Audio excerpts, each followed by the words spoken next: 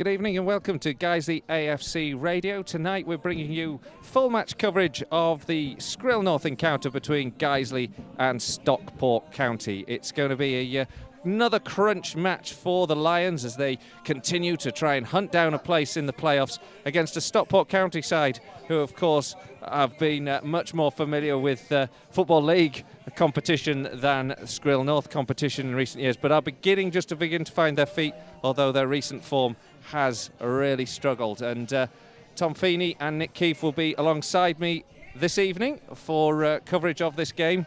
And first of all, we're not late. There is a delay to the kick-off. It is going to kick off at 8:15. And Tom, the two sides now at least are here, but that's going to have a bit of an impact on this evening's game, isn't it, and proceedings for both sides? Yes, it most certainly is. When you look at Guiseley, they're already out. They're already, getting the ball and just training a little bit and just trying to warm up. Stockport, they turned up quite late. Of course, that accident which has happened on the M62.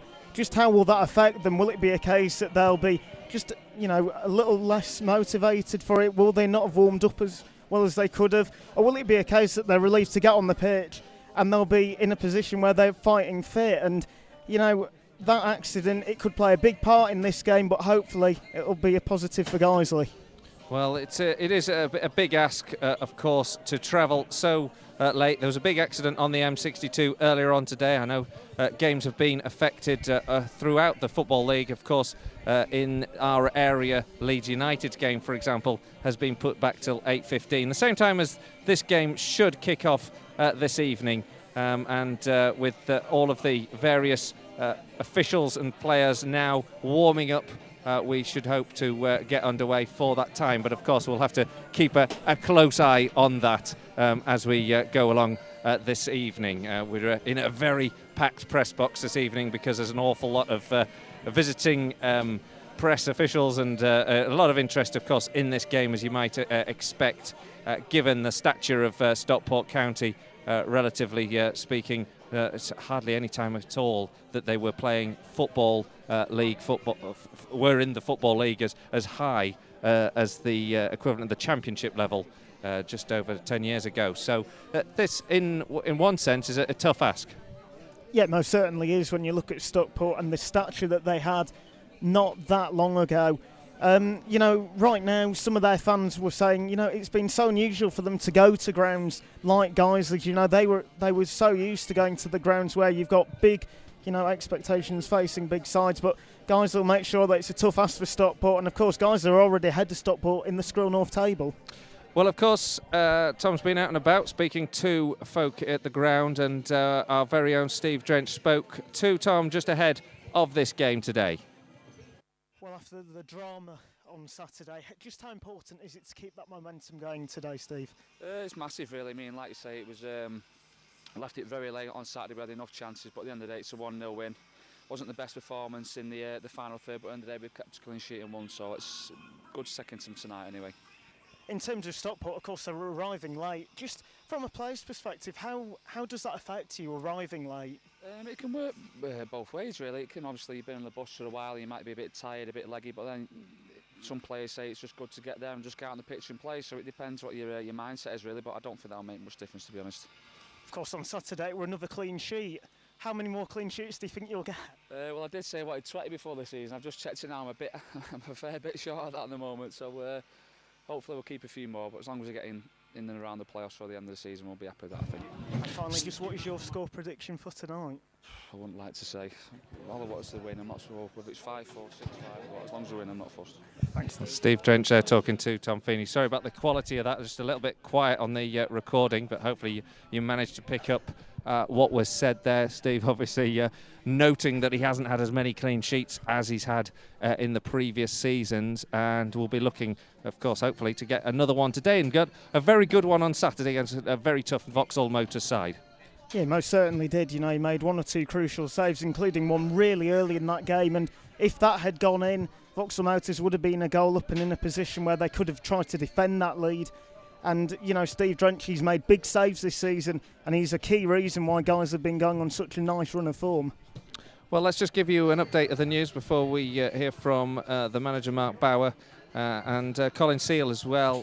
First of all, we'll give you the starting 11 for Stockport County. In goal, Ian Ormson, Nicky Platt, Scott Duxbury, Tunji Moses, Mark Lees, Stephen O'Halloran, Mark Battersby, Chris Churchman, Christian Dennis, Jamie Milligan and Ian Howard. On the bench, Jordan Fagbola, Adriano Moak, Rhys Oates, Kieran Charnock and Shane Lewis. And obviously one of the names that we recognise there is Adriano Moak. Yeah, definitely. You know, I saw him playing for Guiseley during the he only got a few minutes under the then manager Steve Kittrick, and I was impressed by him, and I thought there might be a possibility that he would join, but of course he in the end has gone to Stockport, and you know, the 1 or 2 games he has been getting, he's been looking quite impressive as well, so he will be dangerous off the bench. So for the Lions, it's going to be Stephen Drench, Andy Holdsworth, Ben Parker, Danny Hall, Danny Ellis, Jake Lawler, Wayne Brooksby, Danny Boschel, Kevin Holsgrove, Alex Johnson and Gavin Rothery. And on the bench today, Michael Potts, Danny Forrest, Ollie Johnson, Adam Boys and of course Stephen Dickinson.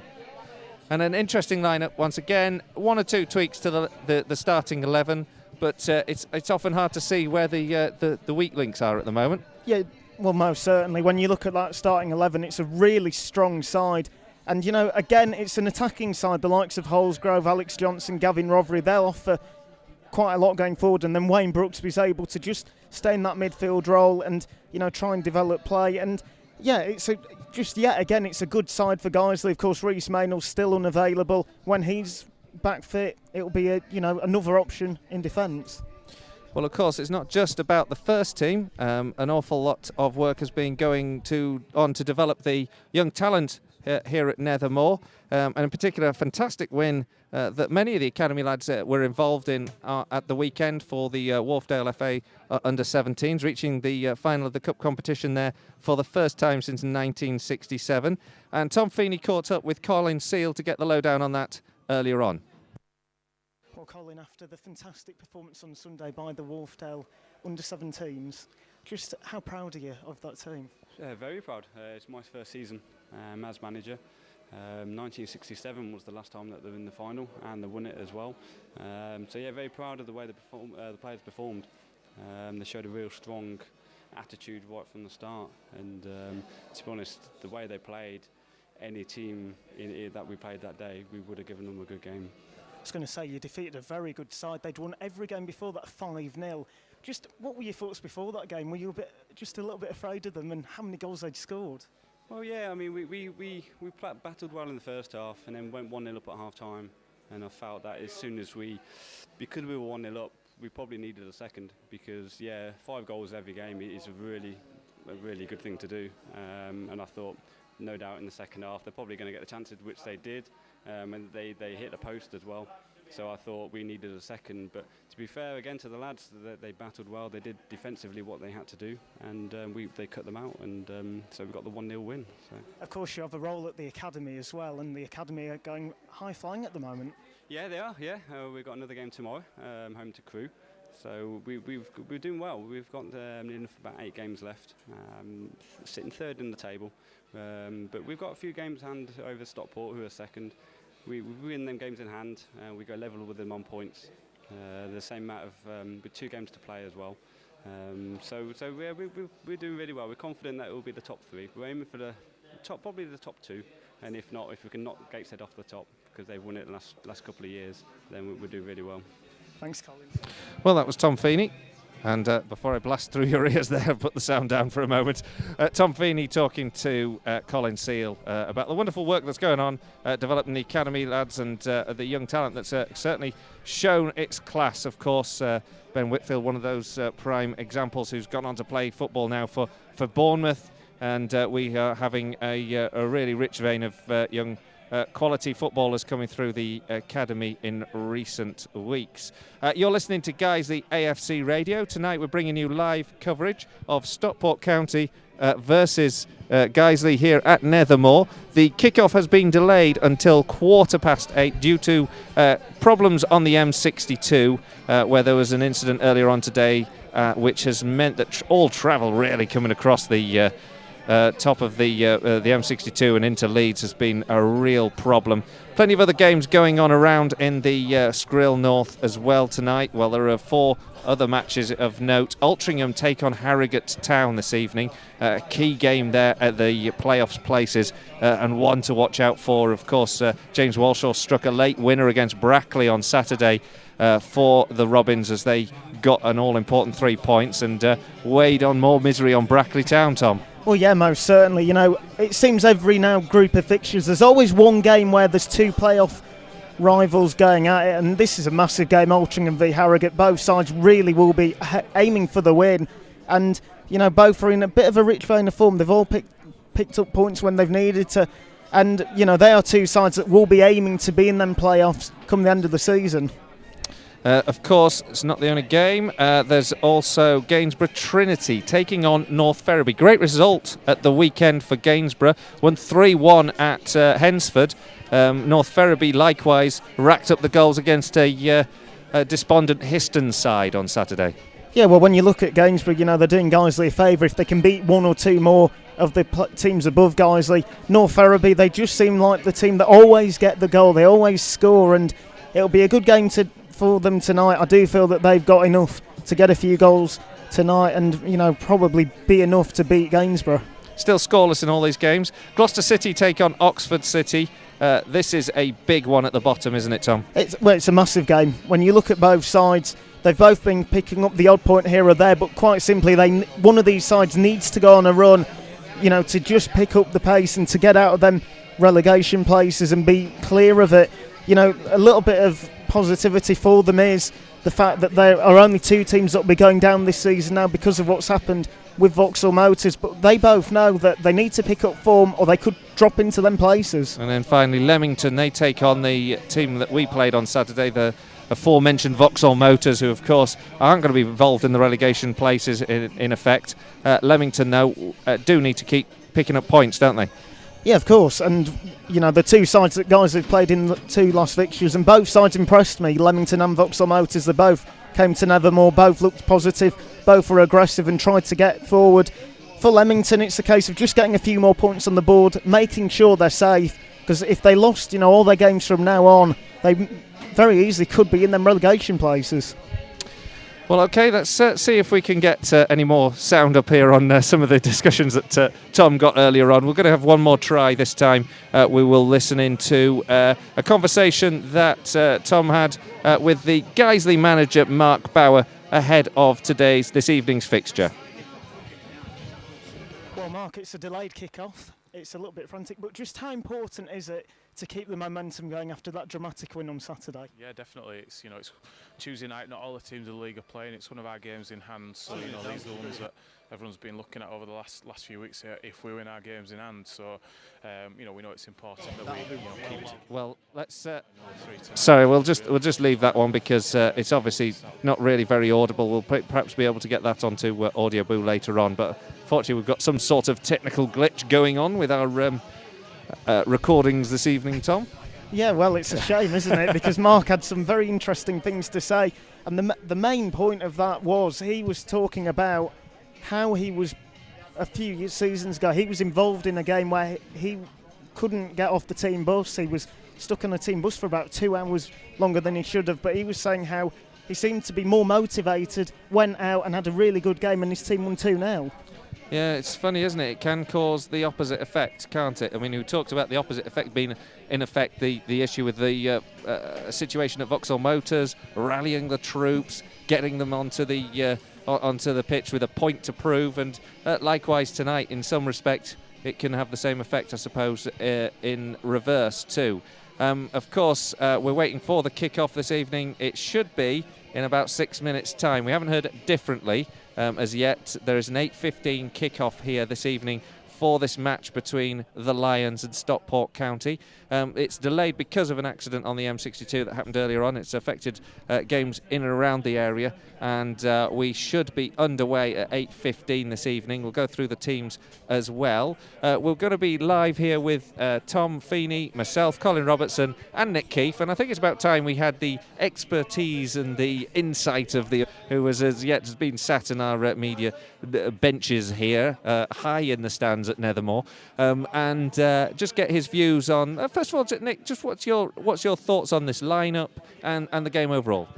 Well, he's kept the team as similar as he could to the one on Saturday. The only difference, obviously, Ollie Johnson, we know isn't match fit, so Gavin Rothery comes in and he'll play in the role he did when he came on Saturday, presumably just in behind the out-and-out striker, who will probably be Kevin Holsgrove again today. But we know that with Holsgrove and Johnson, either of them can play on the left as well. They're both happy to move out wide, so there's a lot of flexibility in the forward line. Of course, the main thing is they got the shooting boots with them today, because it was a disaster to watch on Saturday, wasn't it? Oh, it really was, wasn't it? The final third, every ball flying over the bar, straight into the keeper's arms. The worst things that could happen in the final area every single time. But that said, there was still some very good approach play and still some very good build-up. Yeah, well, Kevin Holsgrove got some stick from the fans behind the goal, and I know because I was one of them. And in fairness, what he was doing was getting himself in some awfully good positions, finding himself on the edge of the box or inside the area in space over and over again. And while we may have questioned his decisions and his finishing on Saturday, ultimately he was the one who got the goal. He got us the 3 points, and so when we go out tonight, he'll be hoping to try and win some of those fans over who had their heads in their hands watching him sky it on Saturday. If he'd brought the boots with him that we hope he's got with him tonight on Saturday, he would have had 3 or 4, wouldn't he? Tell you what, these metaphoric boots, let's hope he's got. It's a bit like Billy's boots, isn't it? I'm looking towards you guys. I'm not even sure if you recognise that cultural reference. Yeah, okay, I'm showing my age now. Guiseley, of course, just waiting the kick-off. The two sides lining up ahead of this game for a vital Skrill North game between the Lions and Stockport County. The two sides going to do battle, and Guiseley, it's the first of a double header. In fact, Tom, in one way, it's quite an interesting scenario, isn't it? A double header against the same side is hopefully a situation we'll be put back into if should. Touch wood, and I'm touching the top of my head, we get into the playoffs. Yeah, well, definitely. You know, when you face a side twice in such a short space of time, it's a case that sometimes if you win the first game, in the other game, the opposition that lost, they change their tactics and they have to try something they're not used to, and then they're a little bit more vulnerable. And also, you know, if you win today's game, if Guiseley win today, it's a case that you're just a bit more confident, and then you go to the game on Saturday playing what will probably the same 11, maybe 1 or 2 changes, but it'll be basically the same 11. You face that same side and you've got that confidence, you've already beaten them, and you aim to do it again. So just a quick look through the lineups before we hand over to the commentary team for the start of this first half, and that's the two guys sat on the other side of me. Today, Stockport County line up with Ian Ormson in goal, Nicky Platt, Scott Duxbury, Tunji Moses, Mark Lees, the captain, Stephen O'Halloran, Mark Battersby, Chris Churchman, Christian Dennis, Jamie Milligan and Ian Howard, and then on the bench, Jordan Fagbola, Adriano Moak, Rhys Oates, Kieran Charnock and Shane Lewis. And then for the Lions, it's a slightly adjusted side. It's Stephen Drench in goal, Andy Holdsworth, Ben Parker, Danny Hall, Danny Ellis, completing the back line, Jake Lawler, Wayne Brooksby, Danny Boschel, Kevin Holsgrove, Alex Johnson and Gavin Rothery. So a return to the starting lineup for Gavin Rothery, who was suffering with a dead leg ahead of the game against Vauxhall Motors on Saturday, but still came on to great effect. And it means onto the bench drops, Michael Potts is still there, Danny Forrest, Ollie Johnson and Adam Boy. So Ollie Johnson back on the bench, but a position that I certainly rate him in was he's come off the bench a couple of times and made a real impact substitute, particularly against Brackley, where we won 2-1, and Ollie Johnson came off the bench and scored that wonderful goal. Two sides just coming out of the tunnel, so I think it's time to hand over to the two who will be taking you through the first half of the first half.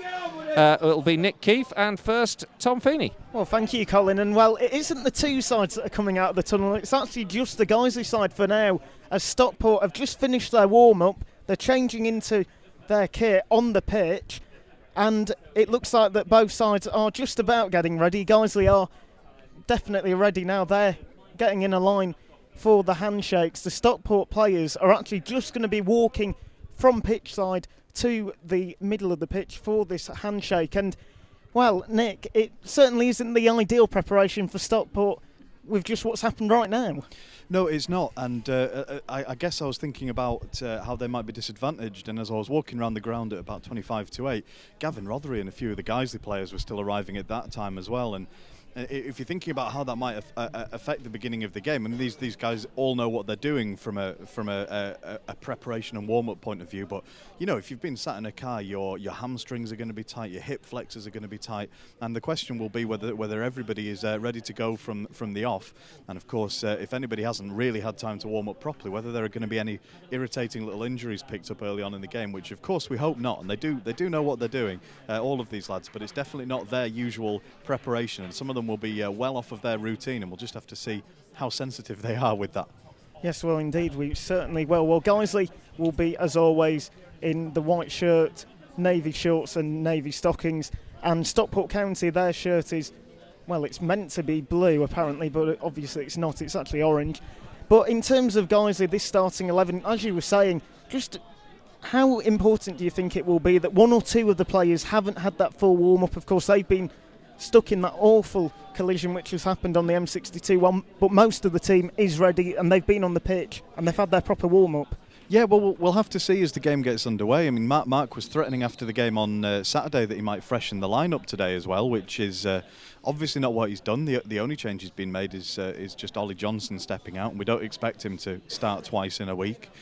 So he's obviously happy, Mark, that the lads have all given him the okay and said they're fine to take part. And so we'll just have to see in the early going whether it's a bit of a sluggish start, or whether Guiseley, because more of their lads have been here longer and had a full warm-up, whether they've got the opportunity to catch Stockport napping in the early going. Well, of course, Guiseley have a delayed kick-off. Some games have kicked off at the normal time, that's 7:45. And Vauxhall Motors, they won't be in this division next season due to financial problems, but they keep winning. Well, they've won. They look like they might be winning today. They're 1-0 up against Leamington away from home, and it's a big game for Guiseley today, Nick, when you look at the fact that they're going to be playing Stockport in days' time. Oh, it's a huge double header this, and if Guiseley can get the initiative, then the possibility of getting 4 or maybe even 6 points from the 2 games in the week is absolutely enormous. And of course the reverse is true, just as they get ready to take the kick-off. If Guiseley go down at home today, then you would say that having handed the initiative away, a defeat again on Saturday would be goodbye to the playoff aspirations. Well, Stockport are just about to kick off. It's Christian Dennis who's ready to kick the ball, and there we go, and Stockport kick off, and the ball's kicked forward to Mark Batterson. Good header though away by Ben Parker, out of play on the right hand side, to which Stockport now have a throw in, and they're going to try and just keep the ball down the centre of the pitch. It's the ball now with the captain Mark Lees. He's just getting the ball forward, trying to get it, but it goes to Steve Drench, who's just willing to let the ball roll to him. He picks it up and he's ready to clear it, and attacking attempt already then by Stockport. Yeah, they've made absolutely no bones about the fact that they're willing to get forward when they have the ball at their feet. Guiseley trying to have a go themselves now. Yes, well, they most certainly were, and it was Danny Hall with a clearance up forward. He tried to find Alex Johnson, but just again Johnson just having his shirt tugged back a little bit. He wasn't able to make any connection with the ball, and Stockport are able to clear, and they've got it forward now through Dennis, who crosses it in, and Steve Drench has to do well. He has to get down low and collect the ball, and he picks it up quickly, gets it forward and finds Wayne Brooksby with another good pass. Drench's distribution this season has been really impressive. Brooksby takes a few touches, passes back to Drench, but Drench clears it straight forward, aiming for Alex Johnson. Stockport, though, are going to be able to get the ball, which they are, and they're able to clear it, and they've got 1 or 2 men just trying to pair forward as Kevin Holsgrove tumbles, and it looks like it's going to be Duxbury who went down, and it's a free kick for Stockport, which they've taken quickly through. Platt, he was trying to catch Steve Drench off his goal, and it goes quite well, about 3 or 4 yards wide. It wasn't a great effort. Platt's put his hand up. He's apologised to his teammates, because that is a bit of a wasted opportunity, Nick. Well, it's a mistake following a mistake, actually, Tom. I mean, it's a cliche to say you're going to have to do very well to beat Stephen Drench from there, but I mean that never stood a chance. But it was actually a really silly foul by Kevin Holsgrove to give away, where he just sort of put his arms around the player and leaned into him from behind and just sort of pushed him over just with his strength, and that's too easy. You're not giving the referee a chance to get a 50-50 there, really. Danny Hall with the ball, just kicking it out of play, and he was trying to find Alex Johnson, and already one or two Guiseley defenders have been kicking the ball forward, just trying to find AJ and the striker, but unfortunately on both occasions the ball's just been a little bit wayward and it's gone out of play, and this time Stockport have got another throw-in which will be taken in a few moments again by Platt, who is already making an impact in the game, and just as I say that, he kicks the ball out of play, a misguided pass, and it will be Ben Parker to take just on the halfway line, and he'll be trying to get some distance on this with Kevin Holsgrove collecting the ball. He takes a good touch, he gets past a Stockport player and he forces Stockport to kick it out of play, and this is a good position for Guiseley, Nick. It is, and I'm just in following up what we were saying at the beginning. At the moment, Alex Johnson's playing through the middle, more or less with his back to goal, as we're used to seeing, and Holsgrove's out here on the left, causing some trouble actually. Well, Ben Parker was just asking one or two of the fans if he could get the ball back. He was looking to take a quick frame. In the end, he does get it back. He's got a smile on his face. He's not too annoyed that the ball took a few seconds to get there. But now Parker to take this frame. He's right on the centre of the penalty area, and he finds Danny Boschel, who passes the ball back to Danny Ellis, and now just on the halfway line, Ellis. And he had time to take a touch, and instead he kicks it straight out of play. A misguided pass. And, well, looked like it could have been the start of a move, Nick. Instead, it goes for a Stockport throw. Well, it was a loose ball by Danny, but it was actually good pressure from the Stockport defence. They were doing the squeeze very well. It forced Guiseley away from the area, and Guiseley were going to move across from the left to the right and see if they could find something down that side instead. Well, it was a frame for Stockport. They've wasted it. It goes to Wayne Brooksby, who's kicked it forward, and in the end found the goalkeeper for them, Ormerson, who's kicked it forward, and he's found Dennis, who had a head on the ball, and, well, it was tackled by a Guiseley player, but it goes out of play, and it looks like now Stockport will have a throw-in, again, just on the halfway line. Neither side really taking control of this game. It's going to be Platt to take, who is just, well, he's just taking his time. He's just having a look, and there's 5 minutes on the clock here. It's ball forward by Dennis, and the ball goes out of play for Parker. Well, you are listening to Guiseley Radio, and, well, it is 0-0. Don't worry, we're only 5 minutes in. It's a delayed kick-off, half an hour delayed due to the incident which had happened on the M62. Guiseley try and get the ball forward, and Gavin Rovery there just goes in with a bit of a late tackle, bit of a clumsy challenge, trying to get the ball, but in the end it means Stockport have got a chance for the keeper to get the ball and get it cleared. Yeah, it's been a shapeless first few minutes, really, hasn't it? Neither team's really got going. Both sort of lining up in formation, but not managing to find any of their own players with any passing work yet. The pitch is looking good. The pitch is looking excellent, actually, and a lot firmer than it did at the weekend. So both teams have got the opportunity to try and play some proper football today, but it's taken them a little while to get settled. Well, Ormson has taken that free kick, aimed it for the striker Ian Howard, just glanced the header, goes out of play for a Guiseley throw-in, and a wasted opportunity there for Stockport because they did have a few men forward, and Guiseley are now able to just get a bit more yardage on that throw-in with Parker's throw. Takes a deflection off Mark Battersley, and it means Guiseley have got the throw-in, which is taken quickly, trying to find Alex Johnson, but Stockport are able to clear, and now Guiseley are able to clear with Danny Ellis, who aims it forward. But it is a case now, both sides are just getting the ball, whacking it forward, seeing what can happen. And this time the ball falls to Steve Drench, who aims it forward, aiming for Rovery. But Stockport are able to get the ball, and it's a bit of a by Battersby, puts Platt under a little bit of pressure. Kevin Holsgrove just running forward, putting his the defender under a little bit of unnecessary pressure from Stockport's point of view. But Stockport are able to clear it, and it's gone forward. Danny Ellis getting a big boot to the ball, and it goes out of play for a throw-in. And, well, Stockport, it's a good place for them to have the ball, and they've taken the throw-in, but guys are going to be able to clear it with Steve Drench, who again he's having to aim for Alex Johnson. Only Alex Johnson is up, and again this time he was fouled. It was 2 hands on the back, and it's a free kick which will be taken quickly by Andy Holdsworth. He's trying to find Kevin Holsgrove. It's a fantastic pass by Holdsworth to Holsgrove, who's got a chance to whip the ball in. That's exactly what he does, and it's going to be going out for a corner. Fantastic ball there by Holsgrove, and good thinking by Holdsworth. Yeah, excellent crossfield ball from The right back Andy Holdsworth, and Kevin Holsgrove using his right foot, used his left a lot on Saturday with his shooting, but showing he was willing to move in onto his Corner right, getting good boxing. For Guiseley, it's whipped in and it's going to be headed clear by a Stockport head. And there are some goals that have been going in. Harrogate Town, that big game against Altrincham, they're 1-0 up in that. And North Ferriby United are beating Gainsborough Trinity 1-0 as well. So some big results, well, some big scores happening right now.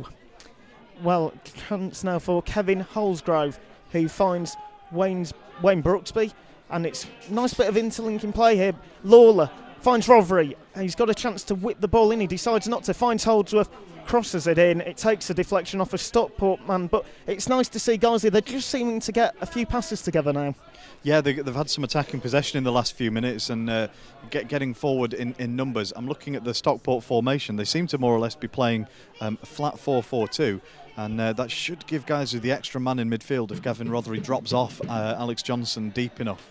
Well, the throwing is going to be taken, and it's going to be finding Gavin Rothery, who just loses the ball, and Stockport are able to clear through O'Halloran, who clears the ball forward. He's trying to find Dennis, and Dennis will be in a one-on-one position with Danny Hall, and Dennis decides to go back and just try and get a few more Stockport players forward. And well, Guiseley have been able to clear, and they've got one or two men in a good position. Wayne Brooksby gives the ball away cheaply, and it means Stockport are now in a good position, and they have got one or two more men forward than they did a few seconds ago. It's a waste though. And just to tell you, North Ferriby, they've just taken the lead. Well, they've doubled it now, 2-0 against Gainsborough Trinity, and it looks like they will be taking all 3 points, and it will be a big 3 points for them, and they'll be staying near that top of the table. And well, it was a clearance. The ball was headed forward. Ian Armisen, the keeper, with the clearance, and it takes a big deflection off Alex Johnson. The ball could have gone anywhere. It goes out for a frame, but Stockport have got away with one there. Well chased by Alex Johnson. That, I mean, there was nothing to be won there. The ball was well ahead of him, but he's really scampered as hard as he can towards the keeper. Managed to close him down to block the clearance. You don't often see a keeper make a mistake like that. Well, a bit of head tennis between Ben Parker and Nicky Play. It's these guys who get the ball. Parker, he's got one or two options. He finds Alex Johnson and does well. Finds Boschel, who's just trying to take an extra few touches. He's done really well. He's found Gavin Rothery, who's now trying to get the ball to the left side. Finds Brooksby, who's, well, will he cut inside? Yes, he will. He passes the ball forward. He was aiming for Alex Johnson, who's able to get across in, and, well, just for a second there, it's a bit of uncertainty, but Stockport are able to clear. Well, and now it's going to go straight back to Ben Parker, who finds Rothery. Boschel, and this is good play by Guiseley. They're able to get a few passes together. They're trying to cause a bit of offence, and they are just putting the Stockport defence under a bit of pressure. Good ball by Lawler, finds Alex Johnson, who takes a bit of a heavy touch, and he kicks it out of play for a throw-in. But it is good to see Guiseley, they're just starting to take control of this game. It's looking like it'll be a game for whoever's going to be brave in taking a second on the ball. We've seen Danny Boschel, Gavin Rothery and Ben Parker all in the last few minutes take an extra touch and wait for a good pass to become available. Now, if players are willing to take a little bit of extra time and back themselves in possession, then we could have a really good game of football on our hands today. If they start to panic and hoof it as soon as they've got someone rushing on, we could end up with a bit more of an end-to-end game like Saturday, but not quite so much quality. Holsgrove doing really well. They're getting a throw in for Guiseley, and Holsgrove will now take the throw. He's got the ball back, and he's found Rothery, who finds Parker. He's got one or two options. He finds Boschel, and it's a through ball to Holsgrove. Tried to take an extra touch, and he's stopped by the Stockport defence. There has been a goal in another game. I'll tell you that in a few moments when I've got a second, because both sides really are just trying to get the ball forward. It's cleared forward. Danny Hall is going to let that go out for a throw, and that goal has gone in the big game between Altrincham and Harrogate Town. It's now 1-1. Damien Reeves with that goal, and a point for both them sides would be a good result for Guiseley. I mean, both sides don't get the maximum 3 points. Guiseley have now got the throw in. It's going to be taken. Kevin Holsgrove tried to get his head on it, was unlucky, and it means Stockport have got a really good chance, and there's a shot, and it was Christian Dennis just outside the area. Not too much pace on the ball. Steve Drench is able to collect, and as always, Drench's distribution is get it out quickly. That's what he did. Tried to find Brooksby, but Stockport are able to keep possession, get the ball, and just keep it in the middle of the park. Jake Lawler now collecting the pass, and he's going to clear it forward, and it looks like it's going to put Stockport under just a little bit of pressure, but they're able to clear it really well. But Holdsworth has got the ball back. He's found Alex Johnson, who was just outside the penalty area, tried to take some contact with the ball, but he's tackled, and that means Stockport are able to just take the ball and try and keep it in the middle of the park and spread it wide, and that's exactly what they've done. And it's Scott Duxbury who's getting forward, causing problems for the Guiseley defence. Just seen a clearance wellied into the terrace down there. Those are the ones that really make you panic as a supporter, aren't they? Well, they most certainly are, especially whenever they come near the media end. I always duck and cover. Oh yeah, they can take my face, just not my laptop.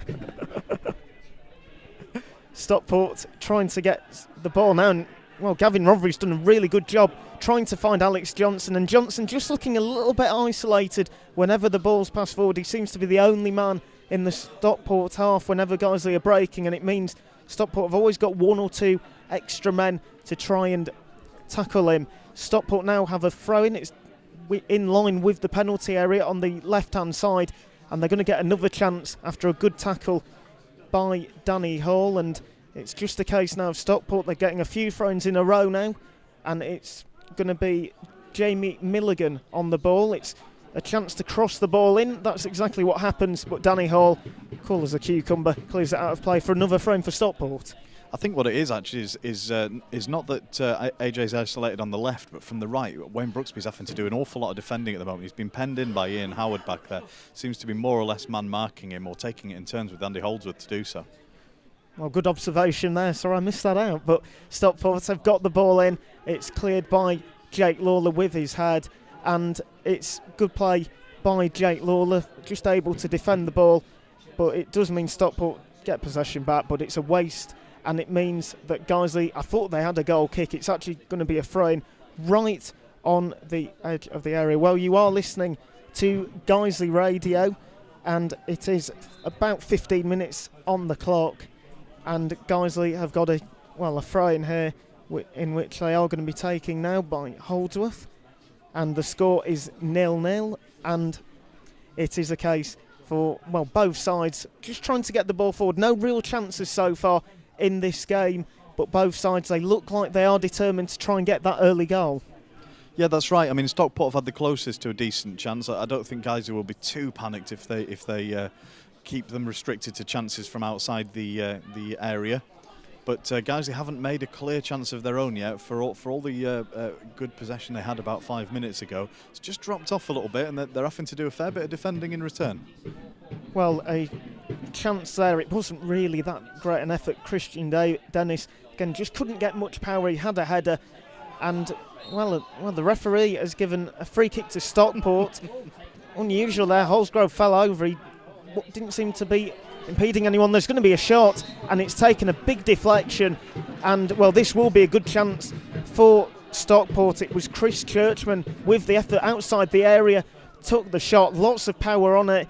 Good defending there by Jake Lawler, hits Lawler's back, goes out of play for a Stockport corner, which will be taken on the right side, and they've got plenty of men forward. It's whipped in, and Danny Ellis is able to get his head on it. He was being pushed anyway. Good defending by Ellis.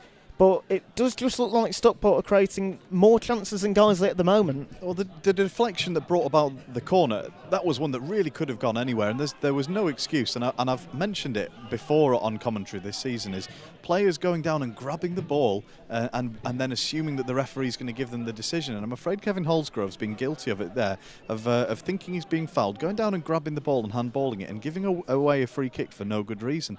And I'm pretty sure one of the first things you get taught when you have a referee on the pitch with you as a footballer is play to the whistle, isn't it? Yeah, well, that's what I was taught during my days at primary school.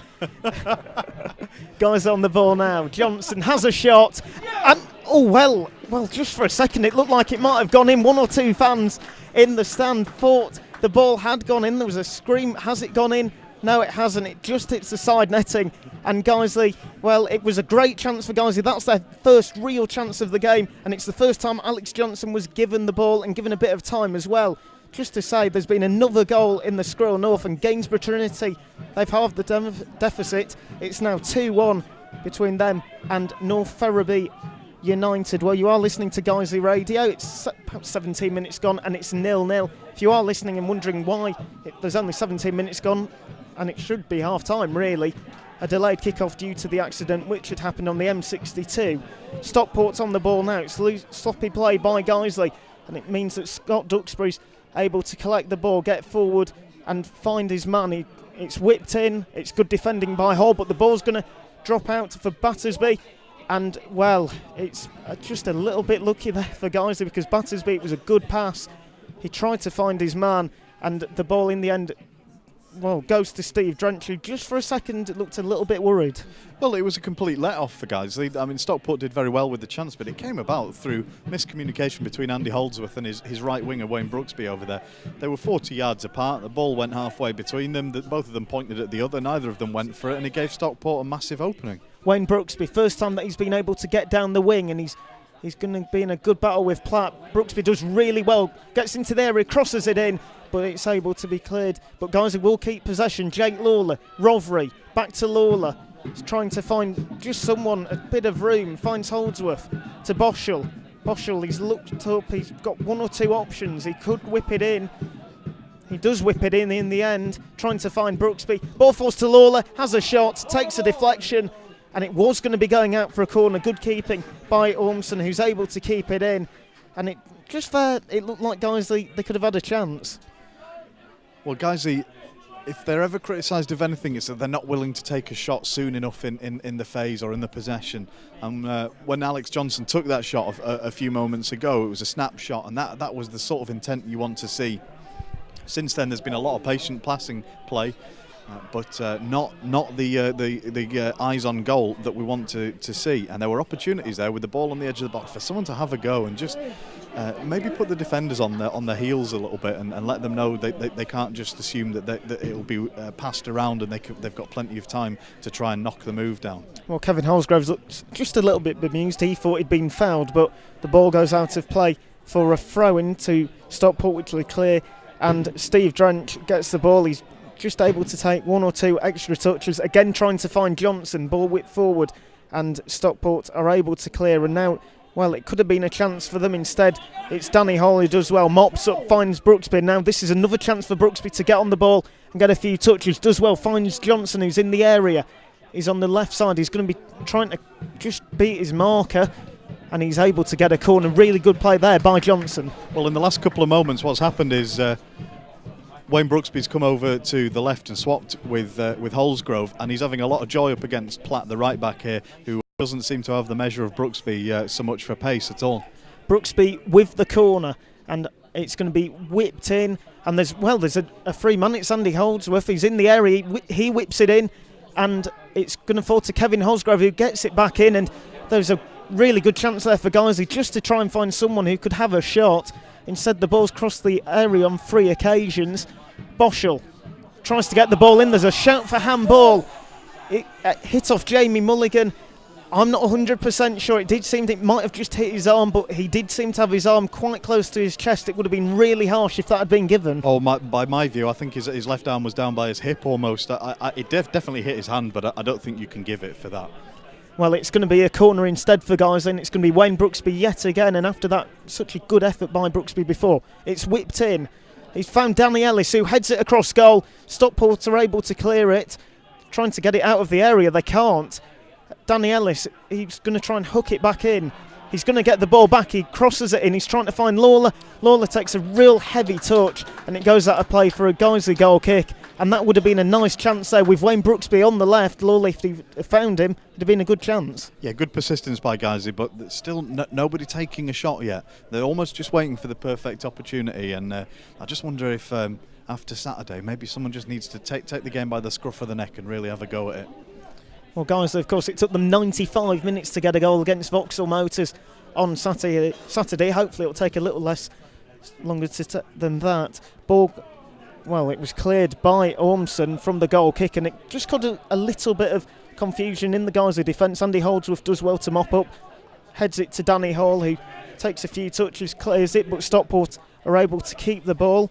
They've now, well, they're trying to get it to, well, somebody. Instead, Ben Parker's done really well, again trying to find Johnson, and it is a nice little battle between Stockport's captain Mark Lees and Johnson. They're both pulling each other's shirt at the moment, but it's going to go with Stockport getting the ball, and currently it's going to be a throw-in for Stockport. Yeah, and Alex Johnson's holding the back of his head, and Lees is holding his forehead. They're both in pain, so I think that's a good. I always enjoy watching AJ play with his back to goal, and I'm enjoying it tonight as well. Andy Holdsworth kicks the ball out for a throw-in, and it's currently 0-0. And well, I'll be passing you over now to Colin Robertson. Thank you, Tom.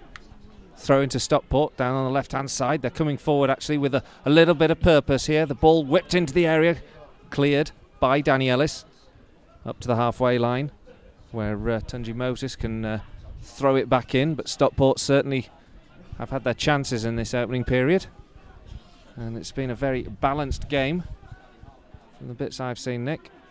Hi, Colin. Haven't seen you for a while. I mean, I don't want to ruin it. We've been sat here for about an hour and a half already, but long time no commentate. Throw into County on this left flank. The art of the awkward silence returns to Guiseley AFC radio. Let's face it, Nick, you're used to it. Guys who just defended that movement. Now Ben Parker comes surging away down the left flank here. Charges over the halfway line. He's got Brooksby to the left. Plays him in now. Brooksby down by the touchline. If he can get a cross in, there's 3 or 4 Guiseley players waiting to support. Brooksby goes down. Gets the ball across the face of goal. Back to the back post where Holsgrove tries to get the ball back goal bound, but eventually it's out for a goal kick. Well, it was a fantastic move, that wasn't it? They really pushed the pace on it. Ben Parker driving forward. I think that ball came back off the crossbar as it went across the face of goal, but just not the vital touch that time. Well, almost the counter-attack that broke the deadlock here. Still 0-0. Guiseley AFC radio. And it's been a pretty even contest so far in this opening 25 minutes. Lions now win the header in the middle of the park with Danny Ellis. Nods it forward towards Alex Johnson, but it's gone beyond him and out for a throw-in. Stockport take the throw in left-back position. Referee today, Ricky Wooten, not quite happy where the position is. So we just wait while he goes back about 0.3 of a yard, I think. Eventually takes it exactly where he started from. Ball goes forward into Guiseley's half before Danny Ellis takes over, passes to Ben Parker, and Parker finds Brooksby playing down this left-hand side at the moment. Brooksby cuts infield, now plays a nice ball into Gavin Rothery. Rothery tries to cross, cut out by a Stockport defender. Back now with Rothery down by the corner flag. Rothery curls one in towards the edge of the 6-yard box, headed back towards goal. Jake Lawler with a shot in the back of the net. A terrible defensive error by Stockport County. Gifts the ball to Jake Lawler on the edge of the 6-yard box. He chested it down well and finished sublimely. Guiseley have the lead. It's Guiseley 1, Stockport 0. And that move came about because exactly what I said before. Gavin Rothery took the initiative. He could have let the ball roll out of play for another corner, but instead he chose to back himself, to keep it in, to hold himself in possession. Got an excellent ball in the box that had the defence all over the place. And Jake Lawler there to mop up the scraps. Great finish, though, from Lawler. Good, cool finish. Ran through, got himself into the right position. Yeah, a bit of a poacher's goal, really. Got himself inside the 6-yard box in exactly the right place, and got himself between the defenders and exactly the right position to get the ball that came in. Exactly what Guiseley need. The lead by a goal to 0. Jake Lawler, the goal scorer. 26 minutes gone. Picked up now by Danny Boschel inside his own half, because Stockport are coming forward once again. This time a free kick given against Tunji Moses is the tackle by Kevin Holsgrove on Moses. A free kick that Jamie Milligan will line up just about level with the edge of the centre circle. I think it's Gavin Rothery actually, but sure, Kevin Holsgrove thanks you for the compliment. Easy to mix up those two. And thanks for pointing out my error, Nick. Well, it's all right. No, it's just Gavin does like to throw himself into those challenges from behind, and sometimes he gets himself hurt in the process. Free kick comes in from Milligan, in towards the edge of the 6-yard box, held by Stephen Drench. Drench quickly with the clearance up towards Alex Johnson. Johnson nods it down towards Kevin Holsgrove. Goes past him. Holsgrove has a little bite at Ian Howard. Not in the Luis Suarez sense, but enough to stop him going any further. Stockport start again. No, it was naive rather than carnivorous, wasn't it? Chris Churchman, I think we've got a bit giddy here, so we've got a goal up. Moses has the ball down on the left-hand side. Stockport really making some headway, but Kevin Holsgrove is a makeshift right back. Clears well. Guiseley just having to face a bit of the return storm that you would expect after County have gone a goal behind. And have held out so far. A goal to the good, if you're just joining us. The goal from Jake Lawler, poacher's goal on the edge of the 6-yard box after a defensive slip by Stockport County. We're kicking off late this evening because of the earlier accident or incident on the M62 that closed the road. Guiseley and Stockport County eventually got underway at 8:15. So we've had 28 minutes thus far. Stephen Drench clears, finds Kevin Holsgrove. He takes it down well, under pressure, plays it in a nice 1-2 with Rothery to Boschel. Boschel plays it to the right-hand side where Andy Holdsworth attempts a cross, but it's blocked. And now a chance for a Stockport County counter-attack. And they come over the halfway line, making some headway down this right flank. It's Ian Howard. Howard out to the right-hand side where Battersby takes over. He crosses into the penalty area, cut out well by Danny Hall. It's going to be a throw into Stockport County on the right-hand side, about level with the penalty area. And just holds up for a moment because guys are getting a shape back, a defensive shape back. Jake Lawler goes to close down, but Dennis takes over for County, gets a shot away with the left foot, but it's always curling away from goal and behind for a goal kick. Yeah, the game's just started to calm down a little bit. After the goal, there was a bit of frantic work by Stockport to try and push themselves back into the game as quickly as they could, and guys, they've held out against that, and it feels like it's starting to settle down a bit now. And guys will need to hold their concentration, won't they? Because it's not that long until the break, and they're just not to get lulled into a false sense of security now. Stephen Drench is just taking his time with this goal kick. I don't think it's any sense of time wasting. I just think of just not got in the right places as to where he wanted to play the ball into the target men. Eventually we are back underway, and the ball comes out to the left flank here with Wayne Brooksby. Brooksby cuts in field, looks for options, plays it across to Danny Boschel. He now orchestrates another attack, plays the ball into the feet of Gavin Rothery. Rothery out wide here to Holdsworth. The return into Kevin Holsgrove. A little bit of an over-complicated flick from Holsgrove, and it's gone behind for a goal kick. Yeah, Wayne Brooksby's having all sorts of fun, isn't he, since he came out on the left here. That move, they even had Battersby, the white ringer, the right winger. Never mind. Let's try that again. Take two. They even had the winger who plays on the right, Battersby. They had him tucked in, providing cover because Brooksby's getting past Platt so easily. Half an hour gone. Guiseley lead by a goal to nil. Wayne Brooksby just challenging for the ball on the right hand side. Just knocked out, and now it's going to be a throw into Guiseley that Ben Parker will take just inside the Guiseley half on the left hand side. Launched forward towards Brooksby, cut out well by the right back Nicky Platt, and then forward movement breaks down as Tunji Moses takes over, battling hard in the middle of the park. Gets it up to the halfway line. Jake Lawler intercepts. Kevin Holsgrove picks it up in the centre circle. Sprays the ball to the left-hand side where Brooksby's onside. If he can keep this in touch, he goes down to the byline. He can get a cross in here, up towards the back post where Gavin Rothery goes in for an aerial battle with Moses. It goes over both players, and then into Stockport County's left-back position where they can clear. Moses takes over in the middle of the park once again. Feeds the ball over the halfway line. Picked up here by Churchman. Churchman to the right-hand side where the fullback Nicky Platt has come forward. And now out wide here to Battersby on the edge of the penalty area. Battersby turns infield. Picks out Milligan. Milligan tries to feed the ball through the Guiseley back line. and it's cut out by Boschel and now brought away now by Wayne Brooksby. Brooksby's got Alex Johnson ahead of him, making a run. Johnson times his run very well, goes past the centre half Lees. The captain holds him back though with a good recovery tackle, and then the ball comes back to Wayne Brooksby, and Brooksby just miskicks and knocks the ball out for a goal kick, and a promising attack there. Good ball from Brooksby to pick out Alex Johnson in the first instance though. Yeah, that was unfortunate, wasn't it? But again, good play down the left. That seems to be where Guiseley are getting most of their joy right now. They've got to be careful though, because as you said before, that was the first time we've seen Nicky Platt forward for quite a while, and once he's managed to break free of looking after Wayne Brooksby, he was the extra man in that last Stockport move. So we are a goal to the good here on Guiseley AFC Radio, and with only 32 minutes gone of this game because of the earlier incident, we've been delayed kick-off here at Nethermoor thanks to that incident on the M62. Stockport County were delayed.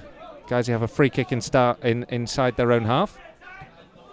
Stephen Drench comes out to take, clears it upfield, but it's returned by County, and Danny Hall steps across to play the ball forward down the left flank, and it's gone back out for a throw-in.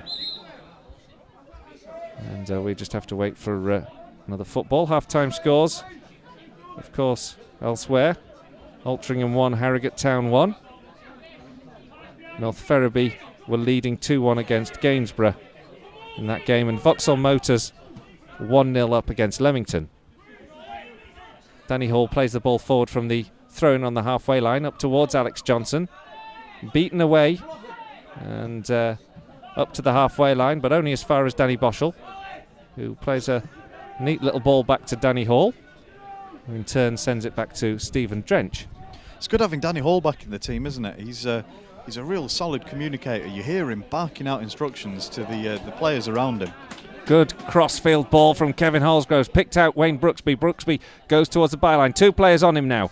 Plays the ball into the edge of the area where Kevin Holsgrove takes a good touch and a drive with the left foot, but it's always rising. Just goes over the crossbar, but great cross-field ball in the first instance by Holsgrove, and a good return from Brooksby.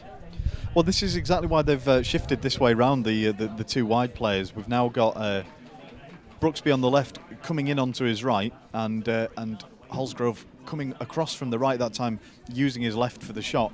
It's hard to mark as a defender. It does seem to be a bit in fashion at the moment in the professional leagues. I think maybe that's why it's filtering down here, a bit like the 4-2-3-1 formation has done this year as well. But at the moment it looks really dangerous because the defenders are not quite sure which foot to send their men onto and which way to see them. Stockport have the ball from the goal kick anyway, just inside their own half. Getting some bodies into Guiseley territory a bit more. Battersby back over the halfway line to Churchman. And a patient build-up once again. O'Halloran and Moses exchange passes inside their own half before they pick out a pass with Scott Duxbury, who's had less of the ball in the last 10-15 minutes or so than he did in the first 20. The ball forward from Milligan though. Duxbury is the target man, but this time it's over him and out into touch for another throw. And Guiseley's right back position, deep inside their own half, with 10 minutes to go before the break. The sting of the game certainly has gone since the goal, actually. I think Guiseley obviously getting on top a little more than they were in that first 20. Well, Guiseley have generally had the extra man in midfield, and Stockport have been trying to play with 2 up as much as possible, and that's just meant... Just a chance here. Guiseley just get themselves into a bit of a mess up there because Danny Ellis couldn't quite complete a clearance under pressure from 2 strikers. Does eventually. Goes to Alex Johnson, he's tackled. And it's a throw in to the Lions. We'll just stick with it for a moment because Wayne Brooksby got on the ball on the left flank but then overhit it beyond Ben Parker and out into touch. A nice idea though, and good interplay down on this side for the last 10 minutes or so, and it is causing Stockport problems. I was just going to say, Stockport have left a couple men forward most of the time, and it's just meant Guiseley, when Gavin Rothery's dropped in with Lawler and Boschel, they've had the extra man in midfield, so they've sort of been able to take snuff the danger out in the middle and restrict Stockport to these longer attempts down the left or the right. Now Guiseley pick up the ball on the halfway line. It's a long one towards Alex Johnson. Well watched by Mark Lees. He heads it clear and finds Tunji Moses. Moses nods the ball up to the halfway line. And it's a good build-up play here from Stockport County once again. Good skills in midfield from Ian Howard. Finds Jamie Milligan. Milligan plays it up towards the edge of the 18-yard box. And he nods it in the direction of Ian Howard, who's making a surging run forward. Guiseley have to clear the ball behind for a corner. Yeah, fantastic feat by Howard again, and that's exactly why we've said in the first half Guiseley's best work has been down their left, is because Howard is keeping Guiseley's right back and right winger tied up. The corner comes in, floats in towards the penalty spot, headed up in the air by Jake Lawler. Back into the area now here for Battersby. Battersby floats it up towards the back post, picked out of the air by Stephen Drench, and the danger passes. It's a good aerial defensive work from Jake Lawler once again in that penalty areas. Nobody can beat him in the air, really, can they? No, it's one of the things that's most useful about having a midfielder of that height, is that you've got someone who's essentially, well, he's taller than either of our centre-backs as it goes. You've essentially got an extra centre-back there whenever you need one. Doesn't even have to need to get off the ground, to be fair. No. The ball with Stockport now on the halfway line. Nicky Platt sends it back. And it's a cross-field here to Mark Lees. Lees plays it across to the other side, and Stockport are patiently building once again. Duxbury sends it forward up towards Dennis. Dennis doesn't get onto the end of this one. And it's back here with Churchmans. County with plenty of orange shirts inside the Guiseley half, just holding onto the ball. Good possession play, but surely they'll need to do something with it. They're now beginning to show a bit of threat though by getting the ball out to the right hand side. It's well cut out though by Ben Parker, and Parker with his header forward finds Kevin Holsgrove. Holsgrove's got two to beat, but it's going towards the edge of the area. He goes forward, gets a shot away, but it's blocked. No surprise, and it's gone out for a throw-in just by the corner flag on the left hand side. But good work there from Ben Parker to anticipate the crossfield ball. Absolutely, and it's something we said a lot when Adam Lockwood was playing here for a few games. If you make those clearances and you get 20, 30 or more yards on those headers as a defender, then you make an attacking opportunity every time you clear the ball. Throw into Guiseley, down by the corner flag on the left hand side, taken towards Holsgrove. Holsgrove's beaten to it by Milligan. Stockport now come away with Howard. Still inside their own half, but they're looking to play this one quick and long towards the run of Dennis. Danny Hall spots that one and clears. And all the way back for Mark Lees to send back to the goalkeeper today, Ian Ormson. And once again, Stockport will try another move, patiently built up from the back. And Ian Howard is at the heart of it. Sends the ball down the left-hand side, chases it himself. Danny Ellis steps across and knocks the ball out into touch for a Stockport throw inside the Guiseley half. Still waiting for the break, because this game kicked off 15 minutes early, so we've only had 40 minutes so far. It kicked off at 8:15. So still 5 minutes left, and Guiseley lead by 1-0 here on Guiseley AFC radio. Stockport have a throw. Level with the edge of the 18-yard box. Stockport get the ball into the area, takes a deflection. It's going to be another corner to the visitors. And the Lions just need to be on their mettle here, because Stockport have shown some threat in the last 5 minutes or so. That's right, and they're loading the box and the edge of the box as well, because a goal just before half-time would really change the game for Stockport. Just deciding who's going to take the corner. It's on the left-hand side as they attack the Guiseley goal. They're shooting towards the Bowling Green end of the ground. 41 minutes gone. Corner to the visitors. They whip the ball in towards the edge of the 6-yard box. Headed clear. Only as far as Milligan. Milligan gets the ball from 30 yards from goal. Crosses into the edge of the 6-yard box. Two players go challenging in on Stephen Drench, but the goalkeeper shows a really cool pair of hands. Plucks it out of the air and immediately starts a counter-attacking movement, finding Kevin Holsgrove, who wins the ball between two Stockport County defenders and gives it to Ben Parker. Parker square to Boschel. Boschel just inside the Guiseley half, comes over the halfway line, feeds it forward to Gavin Rothery. Rothery plays it out to the right-hand side where Wayne Brooksby's back on that flank. Brooksby cuts it back towards Andy Holdsworth. Holdsworth pressed and it goes all the way back into the Guiseley half. The Lions just been closed down a little bit more swiftly than they were. Good ball over the top of the defenders for Alex Johnson to chase, but the goalkeeper, Ian Ormson, is alive to the danger and collects the ball. Yeah, it's interesting actually. Guiseley's work has all come through Holsgrove and Brooksby in the first half, because Johnson's been left with both defenders, both centre-backs by himself to try and pick up scraps. Duxbury gets the ball into the area. There's a good ball there towards Howard. Howard was well tackled though. I think it was Danny Ellis who got the challenge in, just as Howard looked like he was going to skip through on goal. Ball up to the halfway line though. Stockport still in possession. It's with Churchman. He feeds it forward to the left-hand side, but it's cut out well by Jake Lawler this time. And then into the feet of Gavin Rothery. Rothery on the touchline is tackled, and it's a throw into Guisey on the halfway line. Another goal in the Skrill North in the second half. This is big one. Altrincham 1, Harrogate Town 2 now. Chris Hall with the goal for Harrogate. They were 1-0 up earlier on. Damien Reeves got Altrincham back on level pegging, and now Chris Hall has got the second. I don't know what's best for Guiseley as a result in that game, because Altrincham have got almost as many games in hand as we have. It's difficult to know, isn't it? I think if they could all stop playing or draw every game to the end of the season, that would probably be best. Yeah. Kevin Holsgrove's just picked up the possession for Guisey inside the Stockport half. Tackled. It's gone out for a Guisey throw. Played back in now with Danny Boschel. And Danny Ellis has picked up the ball on the edge of the D, the Guisey D. And Guisey just trying to hold on to the ball, but Stockport bringing players forward to close down Guisey when they're in their own half. And not giving us any time to settle on the ball and find any time and space just to knock the ball around. Danny Boschel having to work hard to feed this one into the feet of Gavin Rothery. Gavin Rothery goes to ground to try and win it, and just catches Mark Lees and gives a free kick away. He was just slightly slow to react to the pass that came towards him, Gavin, there, and he was forced to have to go to ground to try and retain possession.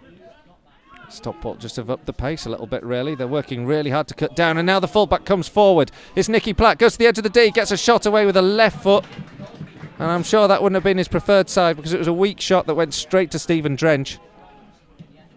Well, that's a best case scenario, isn't it, as a Guiseley fan, to see the right back getting himself in a dream position on his left foot, running across goal from the edge of the area. I mean, that's a position where a striker can cause some real damage, but there wasn't enough in the shot really to worry Stephen Drench too much. Well, it was a tame effort in the end, but a good surging run from the full-back, and Guisey just undone for a moment. Free kick to the Lions.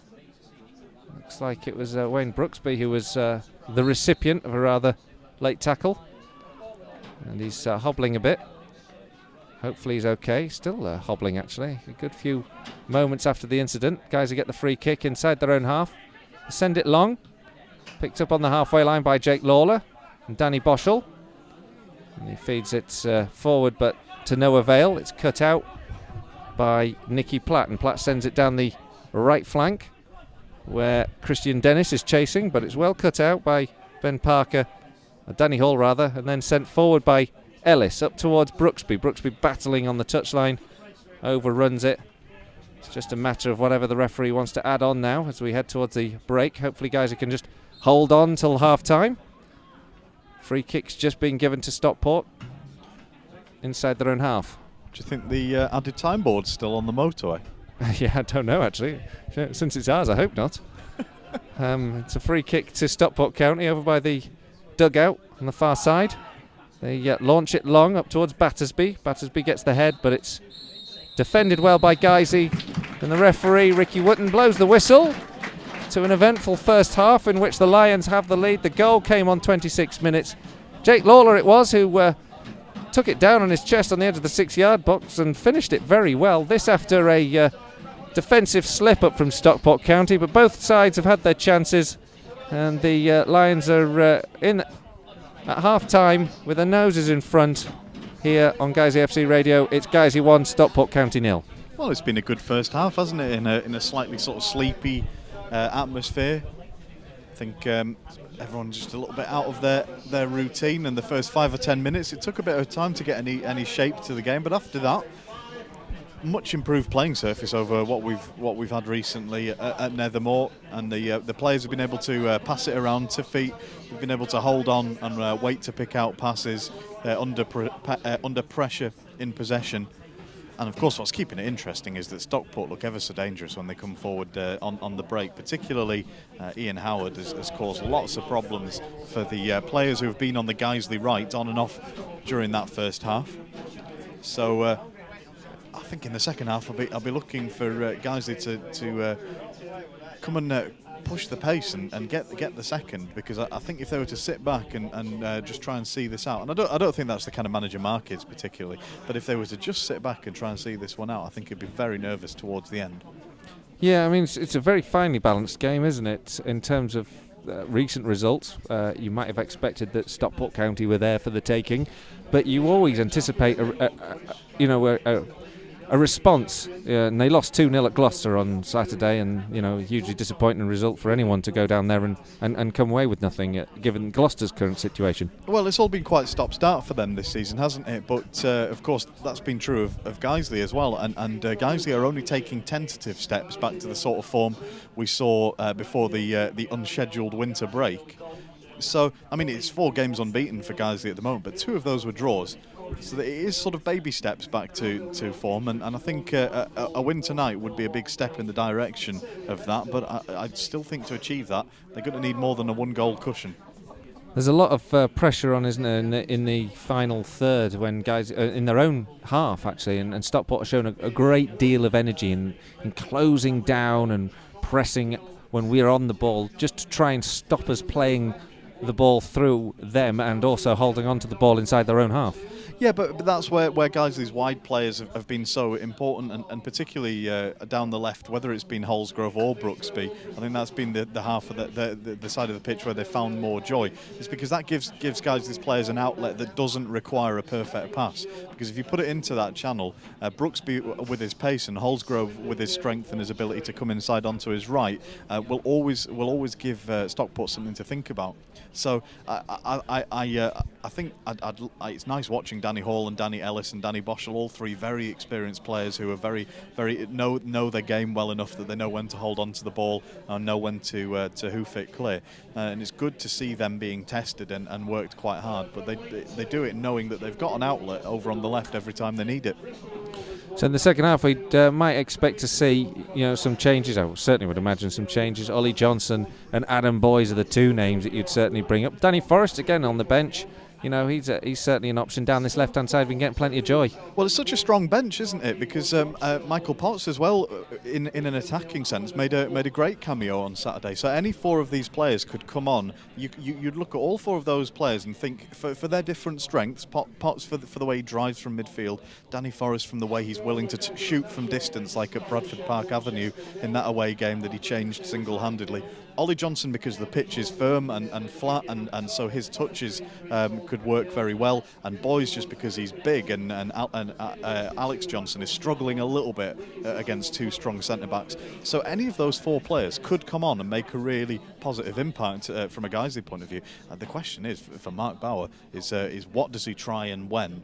And which combinations of those is he going to go for first? Yeah, and it'll be interesting to see how Stockport come out in the second half, what changes they might make. They're a goal behind if you're just joining us here on Guiseley AFC Radio. Stick with us. We are going to bring you full match coverage of the second half, but if you're just tuning in, then the reason we're not commentating on a game is because it's half time here. The game got off underway actually half an hour late, this after an incident on the M62 in which Guiseley's opponents today, Stockport County, were held up after an accident and a problem that's caused untold problem on the M62. And for that, that meant that the visitors today arrived, got underway, and late, and at half time we're currently a goal to the good. Let's just give you some scores from around all of the competitions this evening. Lots of football going on in the Champions League and in the Championship and League One, League Two, and of course games in the Conference, in the Premier and the North and the South. So just a quick rundown of the latest scores. Of course, not half times these, but games that are mostly into the second half. Atletico Madrid 2, Milan 1. In the Champions League, Bayern Munich 1, Arsenal 1. In the Sky Bet Championship, some interesting scorelines here. And at half time, Leeds United are 1 goal down at home to Reading. Leeds also kicked off at 8:15 because of that same problem on the M62. Barnsley 0, Leicester 3, so Leicester continue their fine form in the Championship. Brighton 0, QPR 0, big game there for Harry Redknapp's side, travelling down to Brighton in the promotion chase to the Premiership. Derby 0, Bolton 0. Bolton, of course, racked up those 5 goals at Elland Road on Saturday. Doncaster 1, Watford 0, good scoreline there for Doncaster. Middlesbrough 1, Forest 0. Yeovil 0, Ipswich 1. Blackpool 1, Millwall 0. And in the League One fixtures, it's Brentford 1, Tranmere 0.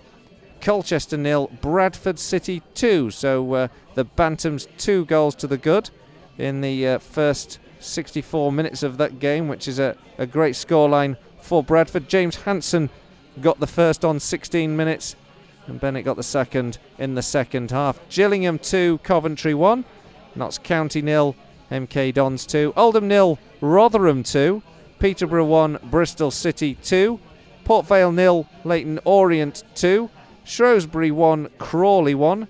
Stevenage 0, Preston 1. Swindon 0, Wolves 3. So 3 goals for Wolves over Swindon in the early stage of that game. Wolves looking like they're going to make a return to League One, the form that they're in. Walsall 0, Crewe 1. And then in League Two, Accrington 0, Hartlepool 0. Wimbledon 1, Chesterfield 1. Bristol Rovers 1, Dagenham and Redbridge 2. Most of these games with about 24 minutes to go, 24 minutes to go. Bury 2, Fleetwood 2. Exeter 0, Northampton 1. Good scoreline for York, who continue their charge up the League Two table. Mansfield 0, York City 1. Morecambe 2, Newport 1. Oxford 0, Cheltenham 0. Troubled Portsmouth 0, Burton 0. Scunthorpe 2, Southend 1. Torquay 1, Rochdale 1. Wickham 0, Plymouth 1. Plymouth also making a tremendous recovery in League Two. Skrill Conference Premier. Some big scorelines down here. Big relegation battle between Aldershot and Chester. And at the moment, Aldershot lead that one by a goal to 0. Alfreton 2, Hyde 0. Hyde, of course, struggling right at the foot of the table, so no surprises there. Alfreton doing so well, of course, playing for a playoff place at the moment. Braintree 1, Wrexham 0. Braintree with plenty of games in hand, actually, could also threaten the playoff places and could also look at a relegation scrap. So interesting that they've got a goal to the good against Wrexham.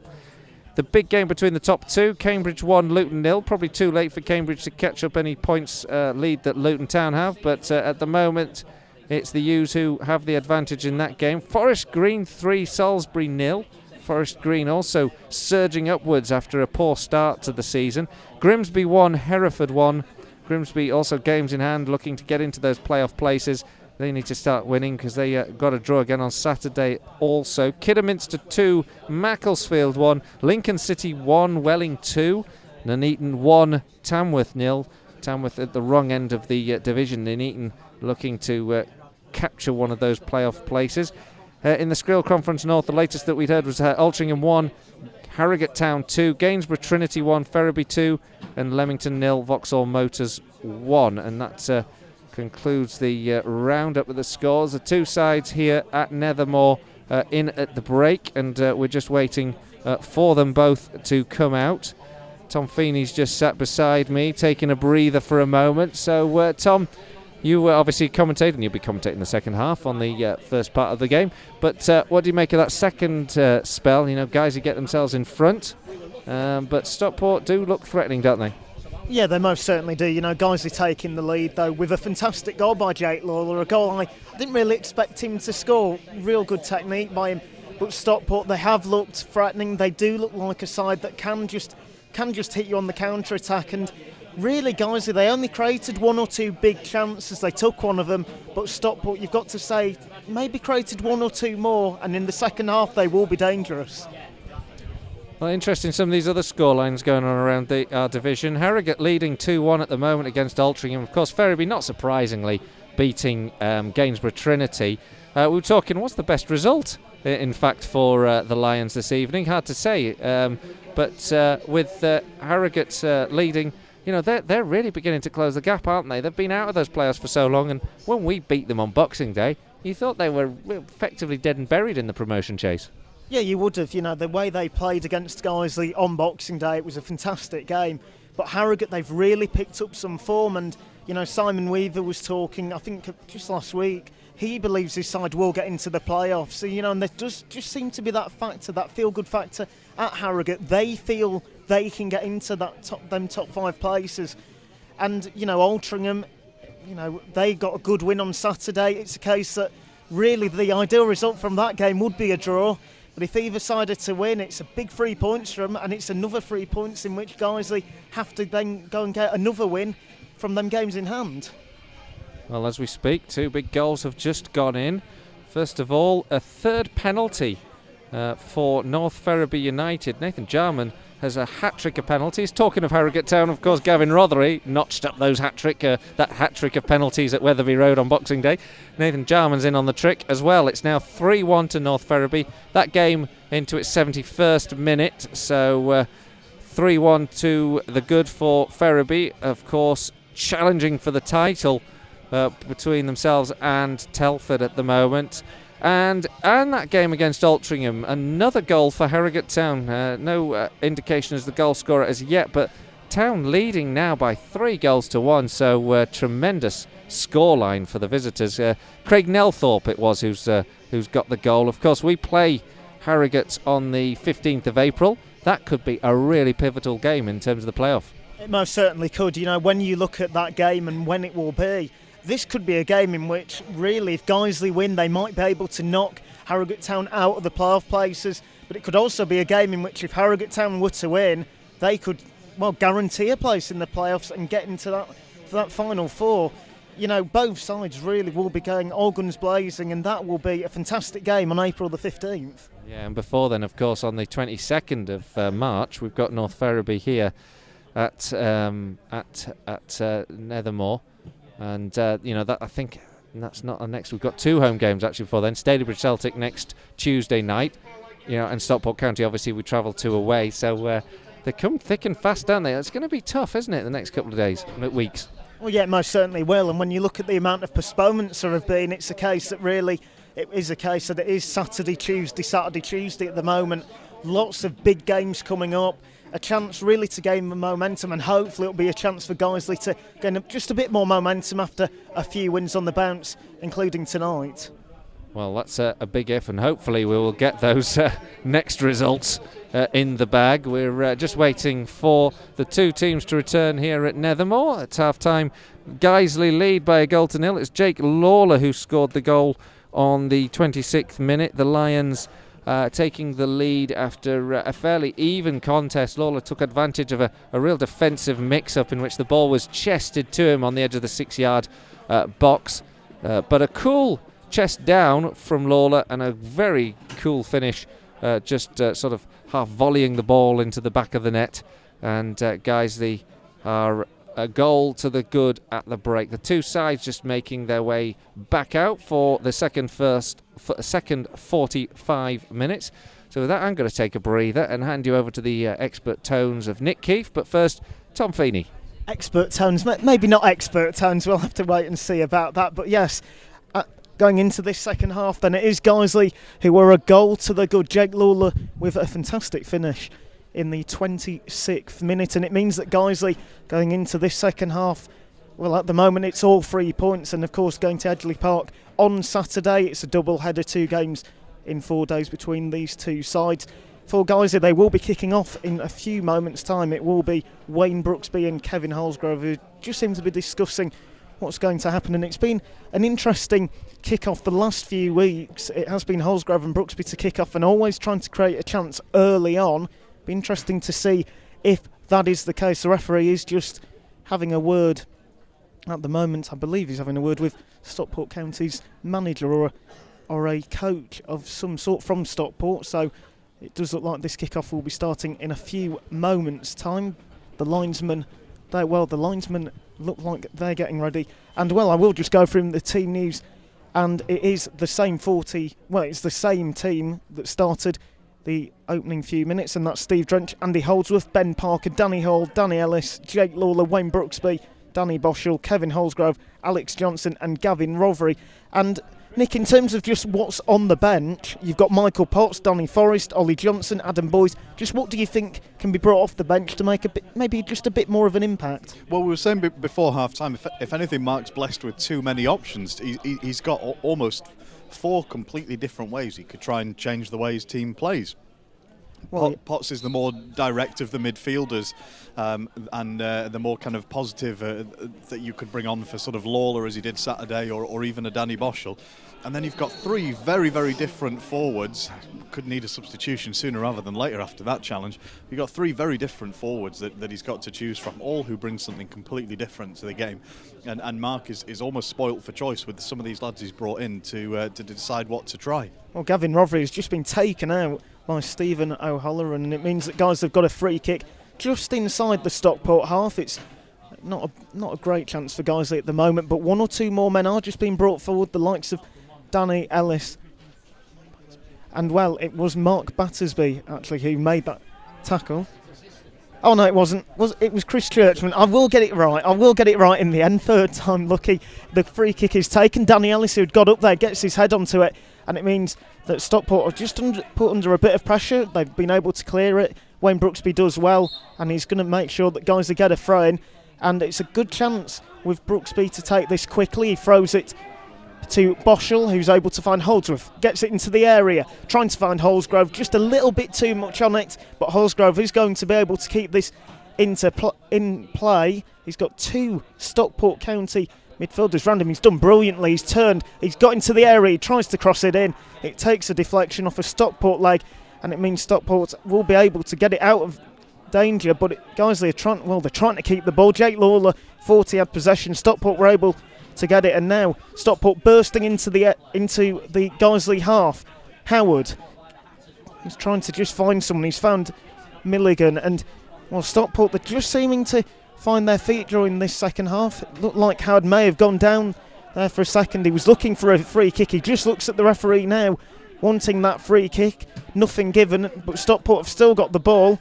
But Wayne Brooksby's done well, but he's now going to get tackled, just as I say, that Duxbury. To Howard, he's got a chance to cross this if he wants to. Instead, he's able to get the frame for Stockport, and it will be taken by Moses. Fantastic feat again from Ian Howard. He's obviously an absolutely class player. As you say, he had the opportunity where his ankles were clipped, and really the referee probably should have given a free kick. But because he chose to carry on trying to play, the referee decided he must not really want the free kick, and then in the end, Stockport ended up losing out as a result. Well, Stockport have got a free kick. They've taken it really quickly. It was because Alex Johnson had handled the ball just inside the Guiseley half, and well, Stockport now, they're just trying to keep possession. They're just getting 1 or 2 passes together, trying to find their options, and Moses, and it's now going to be O'Halloran. It's a little clip ball trying to find Duxbury, but Brooksby is able to just make a little tackle, and I've got to say that's a really poor touch there. Brooksby doing really well, getting some pressure on Howard, and Howard just a few moments ago, it was a moment of quality. No, he's just kicked out of play needlessly, and it's a throw for Guiseley. Yeah, bit of an uncharacteristic heavy touch, that wasn't it? But going back to the previous point, if we do have a moment, the previous point is that the referees had a perfectly good game this evening. But if there's a way of making sure that players will continue to throw themselves to the ground at every opportunity, it's not to give a free kick if they're fouled and they try and play on.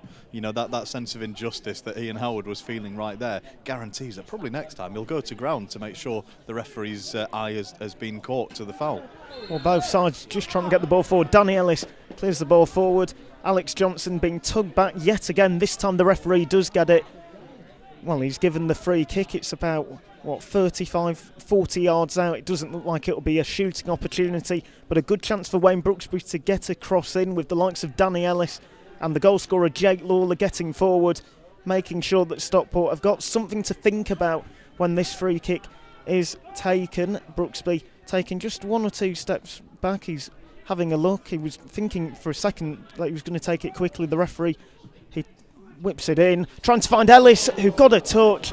And if he'd have made, a bit more contact on that ball, it would have been a chance. He was trying to cross the ball back across the goal with Jake Lawler standing there, but instead it goes out for a goal kick, but a fantastic opportunity for the Lions. Oh, and Brooksby's done ever so well with the free kick there, because he's got such a shallow angle to work from. The free kick wasn't even as wide as the edge of the penalty area, and he still managed to create enough of an angle to go across all of the defenders and attackers in the box all the way to the far post, and Danny Ellis there just 2 yards out, and Alex Johnson and 1 or 2 others will be on the pitch wishing it had been them in that position. Well, you are listening to Guiseley Radio. It's currently Guiseley 1, Stockport County 0. Jake Lawler with the goal in the first half, the 26th minute, a good finish by Lawler, and that is the difference so far. Stockport trying to get the ball forward. It was headed on by Christian Dennis, but it's well read by Ellis, who's able to clear the ball and find Drench, and it's going to be cleared now by the keeper, trying to find Holsgrove, who is just getting his shirt tugged. He's tugging a shirt as well, but it means Guiseley keep possession. Finds Boschel to Brooksby on the wing. Brooksby now trying to get the ball more into the centre. Finds Boschel again to Holsworth. Ellis clears the ball forward, again trying to find Johnson, who again just looked like he was being tugged, but he doesn't fall to the floor. The referee doesn't give anything, but doesn't mean anything for Guiseley because they're going to keep the ball. Brooksby, and he's unlucky there, trying to take an extra touch. If he had, then Kevin Holsgrove was in a fantastic position. Instead, Stockport County are able to get the ball, get it forward through Nicky Platt. Platt trying to find somebody, and the run by Mark Battersby, it was a heavy touch, and Guiseley are able to clear, and it means that Guiseley actually are going to get a frame because of the good work by Alex Johnson. Holsgrove looked like he was going to take the frame quickly, but instead he'll just wait for 1 or 2 men to get back, and he'll actually let Ben Parker take it. Rovery, he's trying to find Boschel, and Holdsworth again just trying to find Alex Johnson, who's all alone. He's done so well though, and he's able to keep the ball. There's 1 or 2 men in the area. He was thinking of getting across, and he might now try and have a shot, but instead he's found Boschel, and it was a good effort by Boschel. It's always going wide, but good work there by Alex Johnson to create that chance. And Boschel, if that was on target, the keeper would have been worried. Alex Johnson sticks to his task so well there. I mean, there was absolutely nothing on. He's chased down a dead ball. He's managed to put 2 defenders on their backsides inside the area, and then come away, hold on to it, wait for the opportunity. Found the perfect layoff to the oncoming Boschel, and Boschel went for the pile driver. Didn't quite get it on target, but fantastic work by Johnson. Well, it's going to be a goal kick by Stockport. Ormson clears it forward, but it's wasted for Stockport. Then again, Brooksby just had the ball, trying to get the ball forward to Johnson, just unable to keep it in play, and it means Stockport have got a frame just inside the Guiseley half. It's actually going to be taken inside the Stockport half, just so they can quicken the game up a little bit, try and catch the likes of Danny Ellis off guard. There's no chance of that. Ellis does really well, finds Drench, who's cleared it, but Stockport now have possession in the Guiseley half. Platt, he's going to try and find O'Halloran, who's got 3 men in the area if he was looking to get a cross in, but guys have got 3 men trying to mark him. Ball does get into the area in the end. It's well dealt with by Holdsworth. Brooksby collects, but it's a heavy touch, and Stockport have now got the ball through Duxbury. Good chance now for Ian Howard. He's got plenty of men in the area. Holdsworth, no nonsense approach, able to block it, and it goes out for a Stockport throw-in. And this is why Wayne Brooksby remains a frustrating player to watch, because just when you think he's having an absolutely blinding night, he'll have a moment there where he's got a second too long to think, and in doing so he'll sort of lose his concentration. I don't know what quite happens there, and he'll play his team into awful trouble at the back like that. Howard takes the throw-in. Brooksby nearly gave away a corner with his tackle, but Andy Holdsworth has done really well to keep the ball in play, and he just got it out for a throw-in, and Well, now this is a bit of a contentious decision because when Brooksby had the ball, he's cleared it. He's clearly taken a deflection off a Stockport County lag, but the throw has gone to Stockport County, and one or two Guiseley fans were certainly pleading their case, and so was Wayne Brooksby. But Stockport trying to keep possession, and Gavin Rothery's done really well to get the ball. Finds Holsgrove, and well, the offside flag was a prominent feature during the game on Saturday, during that 1-0 win against Vauxhall Motors. This time the flag goes up, and it's Kevin Holsgrove who's adjudged to have been offside. Stockport County trying to get the game going again. They've actually taken it a bit too quickly because they've given the ball away to Alex Johnson, and well, it was just a little late tackle by Alex Johnson according to the referee. But yet again, Johnson, he's determined, he's trying to get the ball, and that's good to see. It is. What wasn't so great to see, it was the absolute stinker from the linesman Michael Connell over this side. That was a terrible decision, because not only was he not offside when he received the ball or when it was played, but at no point did he actually get past the defender. He was always this side of him. That's after some of the ones on Saturday where Guiseley players were guilty of going too soon or passing too late. Whichever way you want to look at it, that is a real frustrating one, because they've tried to keep themselves on side tonight, and that's not fair. Duxbury beats two men, finds Howard, who's got a chance to cross. It's a clever little pass back to Duxbury, who tried to keep it in play, and he's unable to, and it's a goal kick for Guiseley. But just for a second, it looked like Stockport might have a good chance to get a crossing. Yeah, and Stockport retained the threat that they had at the end of the first half. It looks like at any point they could get a move on the break together and make themselves a goal-scoring opportunity, which isn't to say that Guiseley aren't hanging on by any means. They're playing very well, actually, but the threat will be there as long as the game sits at just a one-goal deficit for the away team. Well, Drench cleared the ball forward, he's trying to find Johnson, and again Johnson, just one or two Stockport defenders too many for him to keep the ball. This time Stockport are going to be able to keep it. Milligan, who seems to be pushing further back, then trying to burst forward. Well, he's found Platt, and he's now going to find Moses, and Stockport are just trying to now get one or two more men forward, but they're having no such joy because guys are keeping the tempo up. They're trying to keep, well, the pressure on, and Stockport are going to be able to keep the ball, just they're not going to do much with it, and the ball's cleared forward, and Ben Parker does really well. Calm head, finds Drench, who's able to clear it, and again trying to find Johnson, and again he's being pushed, and again the free kick isn't given. This time Howard's found, and it's Battersby. He's got Danny Ellis to beat to try and get that cross in.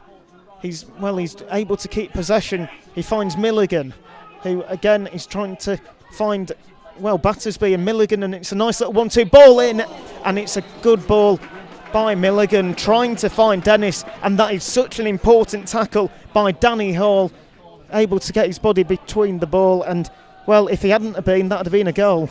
It's a great trick by Stockport. They are moving all of corner their players. Taken, sorry for interrupting, but corner whipped in, and it's beaten all the Stockport players, and it's fallen to Holsgrove, who finds Johnson, and it's, well, Danny Boschel who's trying to burst forward. He's able to put a bit of pressure, but it goes out for a Stockport County throw-in.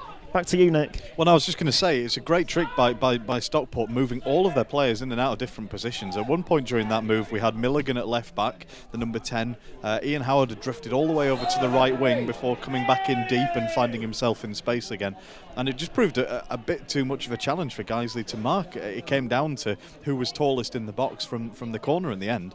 Chris Churchman with the tackle, and it's a foul, and guys are able to take it quickly through Brooksby, who finds Rothery, and well, then that's a bit of a late tackle on Rothery, but the ball's going to be whipped in by Holsgrove, too much on it, and Alex Johnson will do well to keep this in play, and he has kept it in play brilliantly. Finds Holdsworth, he's got one or two options, but there's too much on it, and well, I thought it had gone out of play. Yes, it has. Holsgrove this time trying to keep it in play, but fantastic yet again by Alex Johnson to keep it in play, but Stockport, they are looking dangerous when they get forward.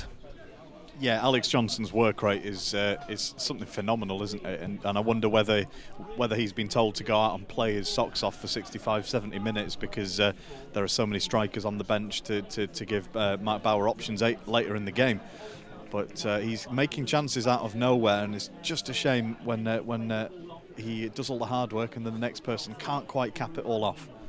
Well, guys, they have got one or two substitutes, just having a bit of a warm-up at the moment. It does look like it's Danny Forrest and Ollie Johnson are the two players that are just limbering up, maybe getting ready to come on shortly. They would offer something a little bit different, but for now, Stockport County trying to break forward. It's a poor pass, and it goes to Steve Drenchen. Just what would the likes of Danny Forrest offer? Would it offer anything different for the Guiseley?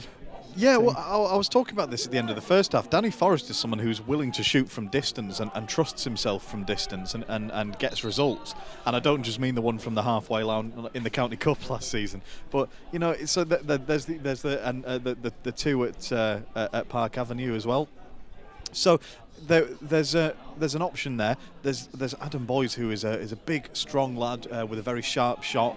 He would be the natural one to bring on through the middle by himself as it stands. And then Ollie Johnson, just as the game is starting to get stretched, to come on and spend 30 minutes dropping in behind in Gavin Rothery's position and just moving the ball around very quickly, bringing people in and out of the game. That could really work tonight if you know, with a late finish, players are starting to get tired or thinking about home time. Then that's a potentially really dangerous option. As we've been saying, I just don't know if it was my job, how on earth I would decide who to try next. Well, Holsgrove has just been caught yet again, and it looked like a nasty little tackle. Holsgrove got up, he just walked around for a few seconds, and it is going to be a yellow card for a Stockport County player. It looks like it's Chris Churchman who has gone in the book this time, and this is a fantastic opportunity for Guiseley. Brooksby to take this free kick, plenty of Guiseley players getting forward, and if it's anything like the last delivery by Brooksby, this will be a chance. Danny Ellis trying to cause just a bit of problems. He's running up and down, he's causing just a bit of panic for the Stockport defence. The referee's just making sure the wall is 10 yards back, and he's just having a word with a Stockport player. Brooksby, well, he was just going to take the free kick. The referee's blown his whistle. He seems to want to have a word with a player, but instead, no, the free kick will be taken. Brooksby whips it in. It's a poor delivery, and it's not even got past the first man. But, well, a real crunching tackle on Gavin Rothery. He's going through the walls tonight because he's just been caught yet again, but guys are able to keep the ball. Holdsworth to Johnson, and, well, Johnson's unlucky because if he was able to take a touch, he was going to lob it over the keeper, Ormson, and that would have been a good chance for 2-0. Instead, Stockport are able to clear, and in numbers as well. But they've just been able to get so many men back. Guys, they get the ball back through Jake Lawler. Clears the ball forward. It's something for Johnson to chase, if he's not had enough chasing to do this evening. But he does put the Stockport County defence under pressure, and it means that Kevin Holsgrove has now got the ball. He's got quite a few men to beat before he can really have a chance, but he's going to have a shot, and on it, well, in front of the keeper. The keeper's able to make a good save, and it's a corner for Guiseley, and that was a fantastic chance to be 2-0. Just going back to the Squirrel North, there has been a full time, and North Ferriby, it's 3 points for them. They have won 4-1, and Vauxhall Motors, it's a big win for them. Of course, it may not mean much in terms of next season, but they have won 1-0 at Leamington, and the smiles will hopefully be on the Vauxhall Motors fans' faces after the awful week that they had. Corner now for Guys. It's going to be whipped in by Brooksby. He was trying to find Rothery, just a little bit too much on it. Rothery crosses it in, finds Ellis, and, well, it was a good header. It was always going a yard or two wide. The keeper had no real worries. He just didn't even dive for it. But good chance there for Guiseley, and well worked. Yeah, it was a difficult one for Danny Ellis to get his head around and get through it with any power, and he almost got it on target. It was a challenging one, but good moments for Guiseley, and they've got another one here. Brooksby to Rothery, and, well, Holsgrove was making a run, but Rothery instead keeps the ball, and he tried to find Danny Boschel, just took one touch too many. If he'd have just got it through, it would have been a fantastic chance for Guiseley. Holsgrove trying to chip it forward, he's asking questions. Well, there's a shout for a penalty. It looked like the Stockport defender Moses had done enough to get the ball, and, well, Milligan then had a chance just to have a shot from the halfway line straight to the keeper, and there's nothing on that. And, well, you are listening to Guiseley Radio. It's currently 1-0 to Guiseley, and, well, it is, well, just on a knife edge at the moment. Stockport look like they could be very dangerous on the counter-attack. They've had a few chances. Guiseley have had a few chances as well during this second half, and maybe this will be another one. Johnson who yet again, he always seems to be 2-on-1. He's always having to try and defeat two Stockport players. This time he can't, and Stockport were able to clear it, but Danny Ellis is able to just hoof it forward. But Stockport able to maintain possession. Battersby, he's just having a look, finds Milligan, who again has pushed back, and this time the ball finds Duxbury, who is well tackled by Brooksby. Brooksby thought it was a throw-in for Guiseley, but the referee's adamant it is one for Stockport. It doesn't matter anyway.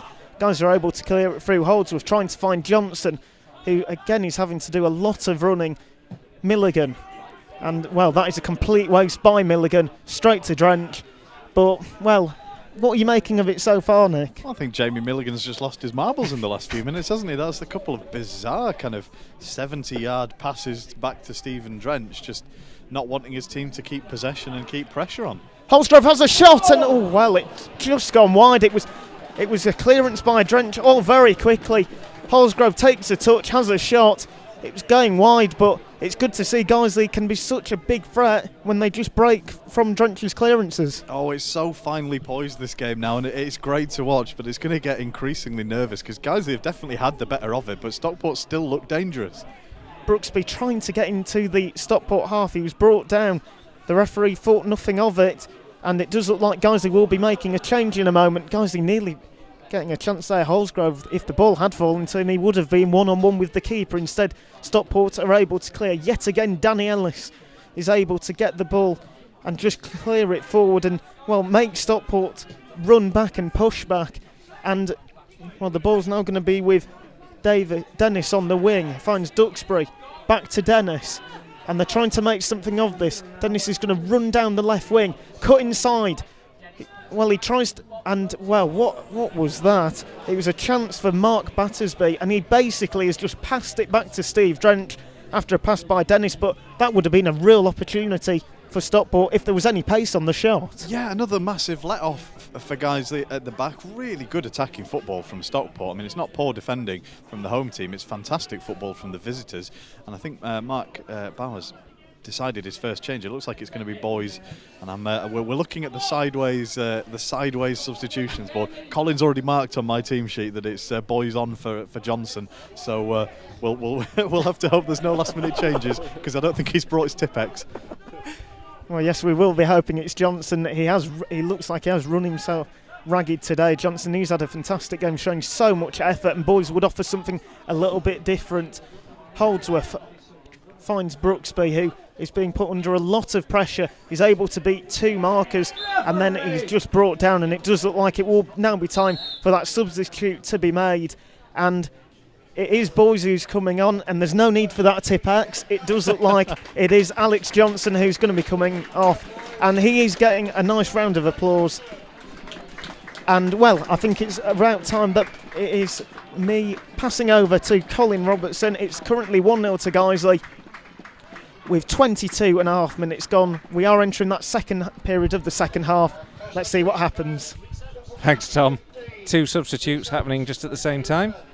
And as well as Alex Johnson coming off, who's had a fine game this evening, and Adam Boyes coming on, Stockport have made a change. Ian Howard surprisingly going off, and Rhys Oates coming on. But Howard's been impressive, hasn't he, for the visitors, Nick? And one to watch. I'm surprised by that change for them. I mean, that's a big threat removed from the game as far as I can see. It could be an injury or a knock or something else, or something tactical. We don't know their players as well as we do know the Guiseley ones. And the thing with Alex Johnson is he absolutely can't play the way he plays for a full 90 minutes. So that's why I wondered earlier on in the game whether he'd been told he'd got 60-65 minutes today, because maybe he's a young lad and maybe he'll learn to play more conservatively and know when to chase and when not to, and just be a bit more pragmatic. But as a youthful kind of terrier running around up there up front, there's no one can play like that for a full 90. So it's great to see him run himself into the ground and see someone equally exciting come on in his place. Well, you just heard that Kevin Holsgrove was caught offside there, probably in the jeers in the background. Free kick was lined up by Stockport and it went long. It's been repelled by Guiseley, but only to the halfway line where Lee Duxbury takes over.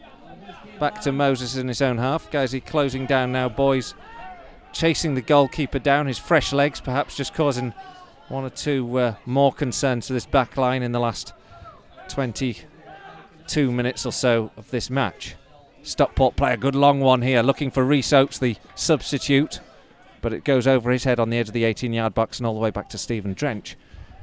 And if you're just joining us, the game is still continuing because we started half an hour late because of congestion on the M62 after an earlier accident. Stockport County arrived late, and we have 21 minutes left in the second half, with Guiseley leading by a 1-0. Jake Lawler the only goal scorer so far, but it's been an entertaining match. And now Stockport have the ball inside the centre circle. They're coming forward, but Gavin Rothery steps across, has to get away from the Stockport midfielder Moses and the referee. Does so, gets the ball back, and Guiseley make a little bit of a movement down this left flank, trying to get the ball on the ground at the moment, and that's one of the problems. And Holsgrove is fouled by Moses, and it's a free kick to Guiseley. And they take it short into the feet of Gavin Rothery. Moses is onto him like a terrier once again, but Rothery skips past him, gives it into the feet of Brooksby. Brooksby turns, goes towards the edge of the 18-yard box, gets a shot away, into the back of the net, the bottom left-hand corner. Wayne Brooksby, a great bit of individual skill, takes it away from the fullback, and a low drive into the bottom left-hand corner, and it's Guiseley 2, Stockport County 0. Well, it was the goal that the home fans wanted, wasn't it? Now, I'm almost certain, not to spoil the moment, that took a deflection from the bottom of the boot of Tunji Moses, and looking at him since the ball went in, he looks like somebody who knows he's just been very, very unfortunate. And when the shot was taken, it looked, as I was behind it here, a little bit more central on goal, one that the keeper would have had to save, no doubt, but just moving a few inches off its course, diverted it into the very, very far bottom corner and out of the reach of Ormson. So Guiseley have that all-important second. And all credit to Stockport, they have been threatening, and they've had plenty of possession in this second half, and they've had chances, but a great goal from Wayne Brooksby to give Guiseley a 2-goal advantage. Take nothing for granted though in this final 20 minutes or so. Guiseley have got plenty of work to do here. Stockport County 2-0 down. Guiseley scoring twice with Jake Lawler in the first half and Wayne Brooksby in the second. It's a throw to Guiseley at the moment in left back position. 72 minutes gone in this game on Guiseley AFC radio, and the Lions now having to do some defensive work. Moses in midfield dictating things, getting the ball into the feet of Dennis. He lays it back here to Duxbury.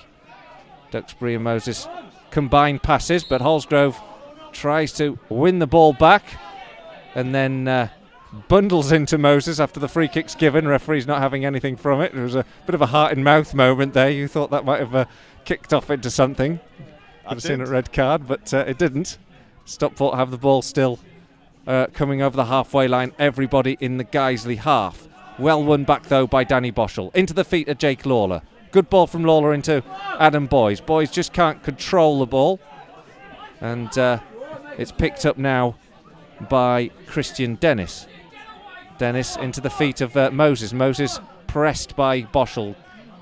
The Stockport County player inside their own half are being heavily closed down by Guiseley, but they've worked it out to this right-hand flank now, and they've now got bodies forward as they look to make an immediate response to going 2 down. It's with Churchman.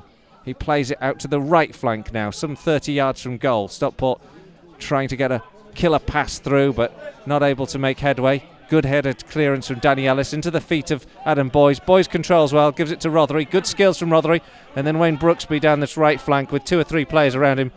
Overcomplicates it this time, and his ball is robbed by Oates. Oates, the Stockport County substitute, plays the ball right and switches play to Moses. Moses plays a good ball down the right hand side where Nicky Platt is coming forward, and a free kick is given for Platt's challenge, or handball or something, I'm not quite sure what, against Danny Hall. And Guiseley can breathe for a moment or two and will indeed make another change.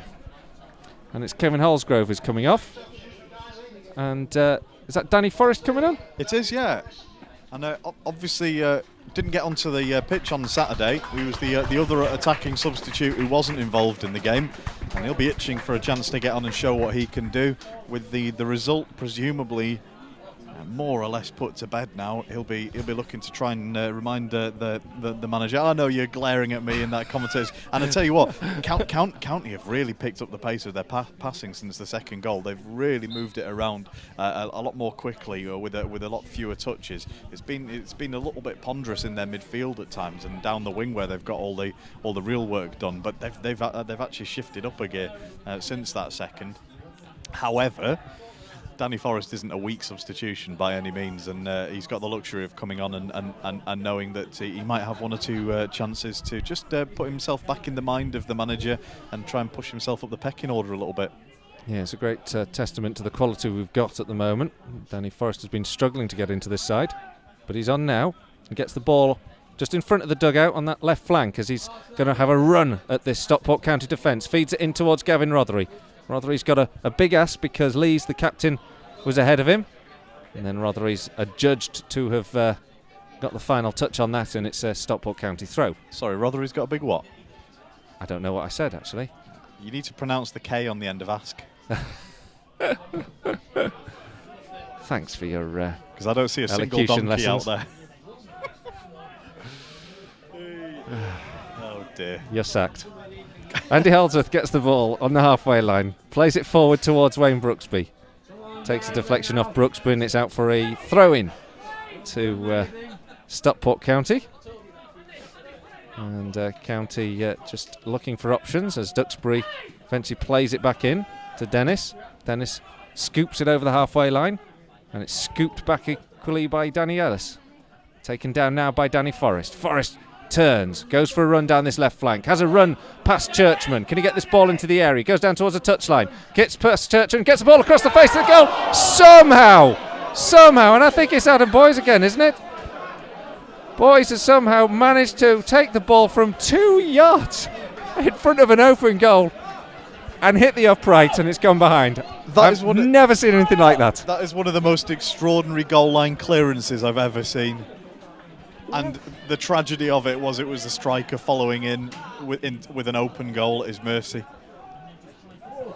So hard on Boyes. I mean, he has missed some goals recently, hasn't he? But that time, that was remarkable.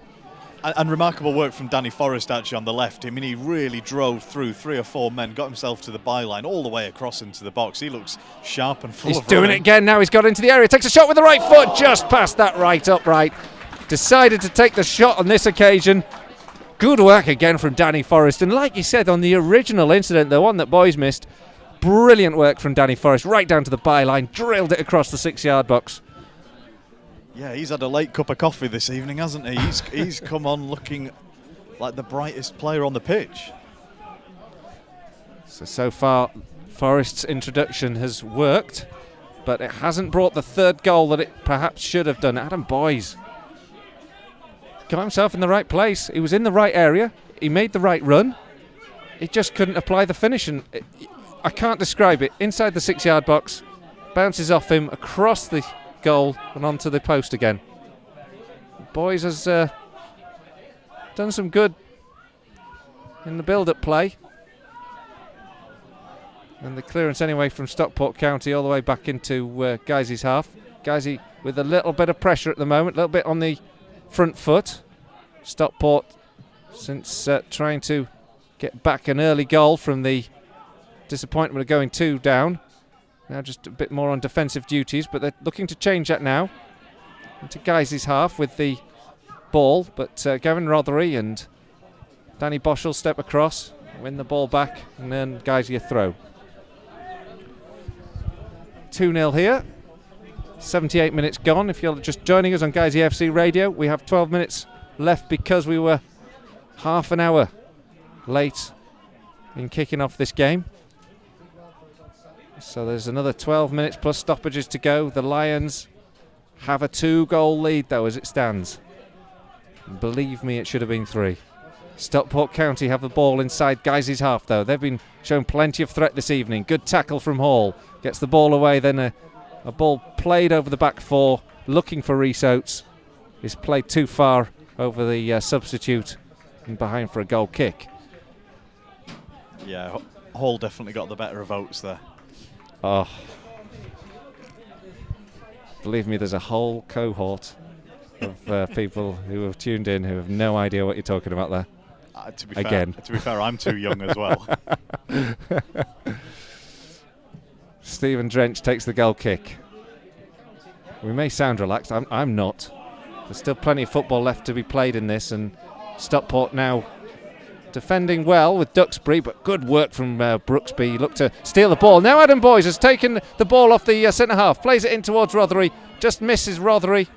Works well though in the original point to win the ball, but just didn't do anything with it in the end. Now a counter-attack here for Battersby. Battersby down the right-hand side, tries to cross the ball first time, cut out by Hall. Ball down by the corner flag, throw into Stockport in the end. Yeah, just Stockport reminding everyone how dangerous they can be on the break. Guys, they had men committed forward there in possession. Only Hall and Ellis were remaining back. Fortunately, it was enough, but they had men over to County. Be good to see boys get a goal after that miss. County now have the throw, just get the corner now because it's taken a deflection off Jake Lawler and behind from a fairly innocuous position. So Stockport County have a chance if they could get a goal here. It would certainly set up a very tense finish to this game. The corner's coming from the right-hand side, whipped in towards the edge of the 6-yard box. It's battling, bouncing about inside that 6-yard area, and eventually it's put behind for another corner. A really dangerous ball in there, though. Well, scrambled away by Danny Boschel, amongst others, at the near post. Really dangerous for Stockport. Corner again from that same side, whipped back in just like the previous one. Headed away this time by Holdsworth, helped away by Rothery, only as far as Moses. Moses lines up a pass into the area to Battersby. Battersby gets the ball across the face of goal, and as somehow Stockport have missed from close range. They still pick up the second phase. It was Dennis who had it at the back post, 2 yards out, open goal, scooped it away from goal. I can only assume that he felt sorry for Adam Boyes and what he'd seen at the other end and tried to best it with his own contender for goal line miss of the season. Very similar, balls drilled across the 6-yard box. Now Guiseley have the ball with Gavin Rothery. He plays it up long towards Boyes. Good flick on from Boyes into the feet of Danny Forrest on the left flank. Comes into the edge of the area. Gets a shot from distance straight into the hands of the goalkeeper, Ian Ormson. No danger with that shot unless in that instance I think a cross would have been better. It looks like Guiseley are playing with free abandon as they go because they go forward now, but just got to be careful. They don't commit too many men forward. I don't want to suggest they play Mourinho-esque and get everyone behind the ball now that they've got a lead, but just got to be careful about not throwing everything, all caution to the wind here, because they might get picked off with time to go. Guys, you now have the ball with Wayne Brooksby. Good 1-2 between Brooksby and Rothery. Brooksby continues the run into the area towards the byline, gets the ball across the face of goal. Well watched by the goalkeeper, Ormson. Picks it out inside the 6-yard area. And now Stockport come away with the ball with Churchman up to the halfway line.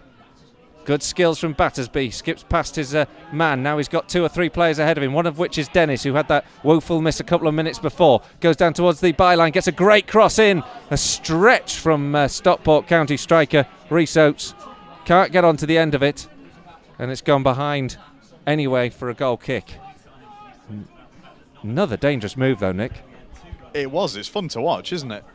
It's one of those where you wish you were a neutral. Yeah, definitely. I was thinking that earlier on. I said, exactly.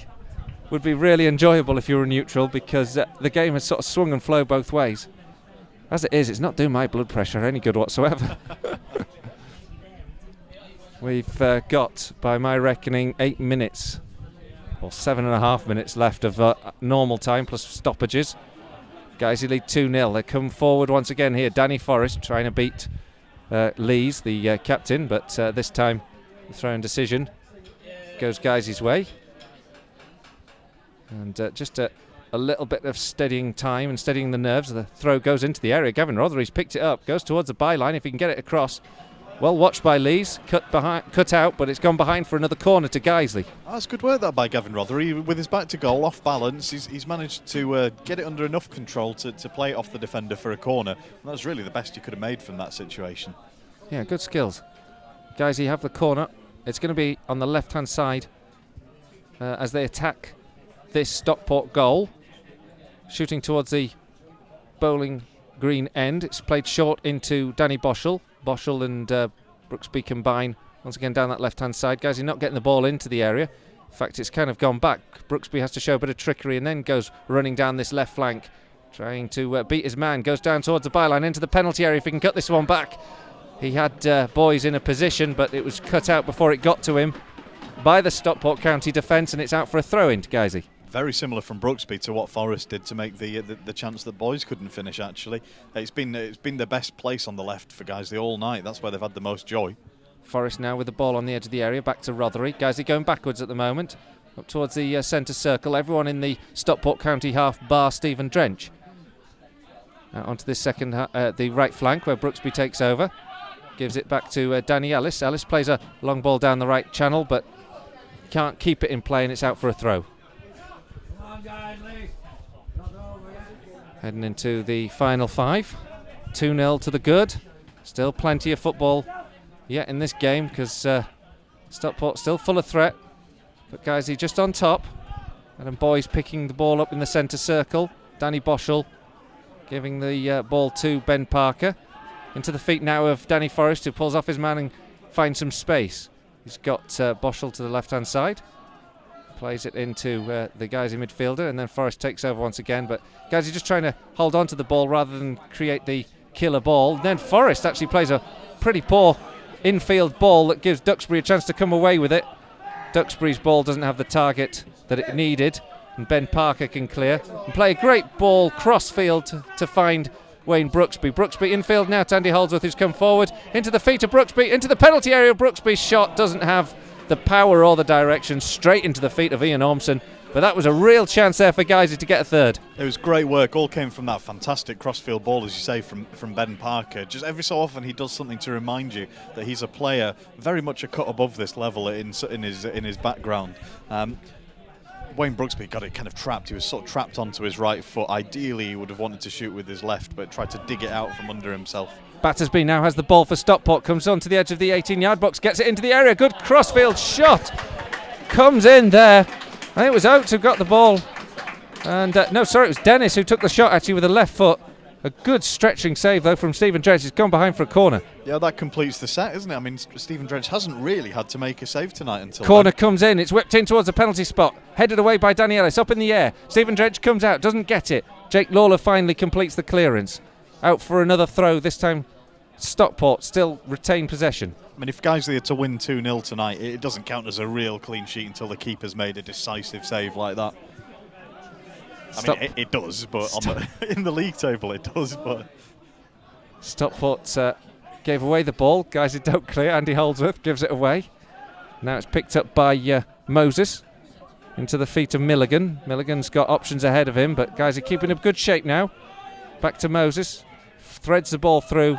The flick on by Duxbury is poor, and Guiseley have a throw. Well, Stockport are trying to get people forward again, and it means you end up with a situation like you did there with Duxbury. It's sort of in the centre forward position temporarily. Just doesn't quite have the right skill set for a ball coming in at his head like that. Clearance from Danny Ellis up to the halfway line. Boys wins the head, but only to give it to Churchman. In the centre circle, Stockport have players lining up on the edge of the 18-yard box, or in the final third rather. The ball played forward is cut out well by Ellis and now picked up on this left-hand side by Danny Forrest, who can take a run and does. He skips past Milligan, keeps going and then sort of stumbles, knocks the ball out into touch. And Stockport can recover possession and make one last foray forward into Guiseley's half. Perhaps one last realistic chance of getting back into this game would be a late goal about now. 2 minutes to go of normal time. Stockport County come forward down this right flank. They feed the ball in with the direction or the intent of finding Rhys Oates, but it's gone beyond him and is cleared. And goalkeeper Ian Ormson skies a clearance into the feet of Danny Boschel. Boschel had Wayne Brooksby, and then a good ball can be found by Gavin Rothery to pick out Brooksby on this right-hand side. He gets the ball into the area this time. A little bit steady from Guiseley, and the ball was easily cut out. It's a throw, though, to the Lions. on this right-hand side, and the guys in no hurry, I think, now. No, and if it is to be a 2-0 win, I think this is a big result for Guiseley in the season. They've had this sort of mini revival, 4 games, 2 wins, 2 draws. We said at the start that the result tonight, with the return leg to come on Saturday, would have a big effect on whether this is a genuine new run or whether it's another false dawn. I think a positive result, a draw or better at Stockport on Saturday, and you can almost begin to talk about Guiseley as possibilities for a late entry to the playoff positions again. Yeah, there's a lot of ifs and buts, and we don't want to get carried away, but we are 2-0 to the good at the moment. I'm still not even carried away about this result, even though we've got 40 seconds left and we're 2-0 to the good. No, but I tell you what, it's been a good performance tonight, and that's the difference. Is they've really motored up front today. The wide players have been so important. Brooksby and Holsgrove both played really well. Jake Lawler, one of the goal scorers today, gets a touch, plays it square, and then eventually Danny Ellis plays a long one forward, but concedes the ball back to Stockport County, and the goalkeeper Ormson and Dennis were not quite on the same wavelength and almost allowed Boys a chance to get a blocking challenge on the keeper. Stockport pressing pressing the Guiseley defence a lot. We've got 3 minutes of stoppage time to come. Guiseley clear. Gavin Rothery picks up the ball on the halfway line, sprays it out to the right hand side where Wayne Brooksby cuts in and gives the ball back to Gavin Rothery. Rothery and Brooksby combine well. Jake Lawler plays one forward, looking for Rothery on the edge of the 18-yard box. It's cleared. Holdsworth takes over. Guys are just trying to hold on possession. A bit of a loose touch from Brooksby allows the tackle. And in the end, it's going to be a throw to Stockport. And they have 2.5 minutes left to get something out of this game. Danny Ellis makes the clearance from the long ball forward.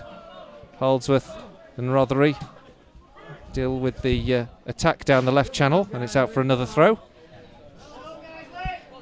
Sponsors man of the match was Danny Ellis, and that was just announced. I don't think that's a bad choice.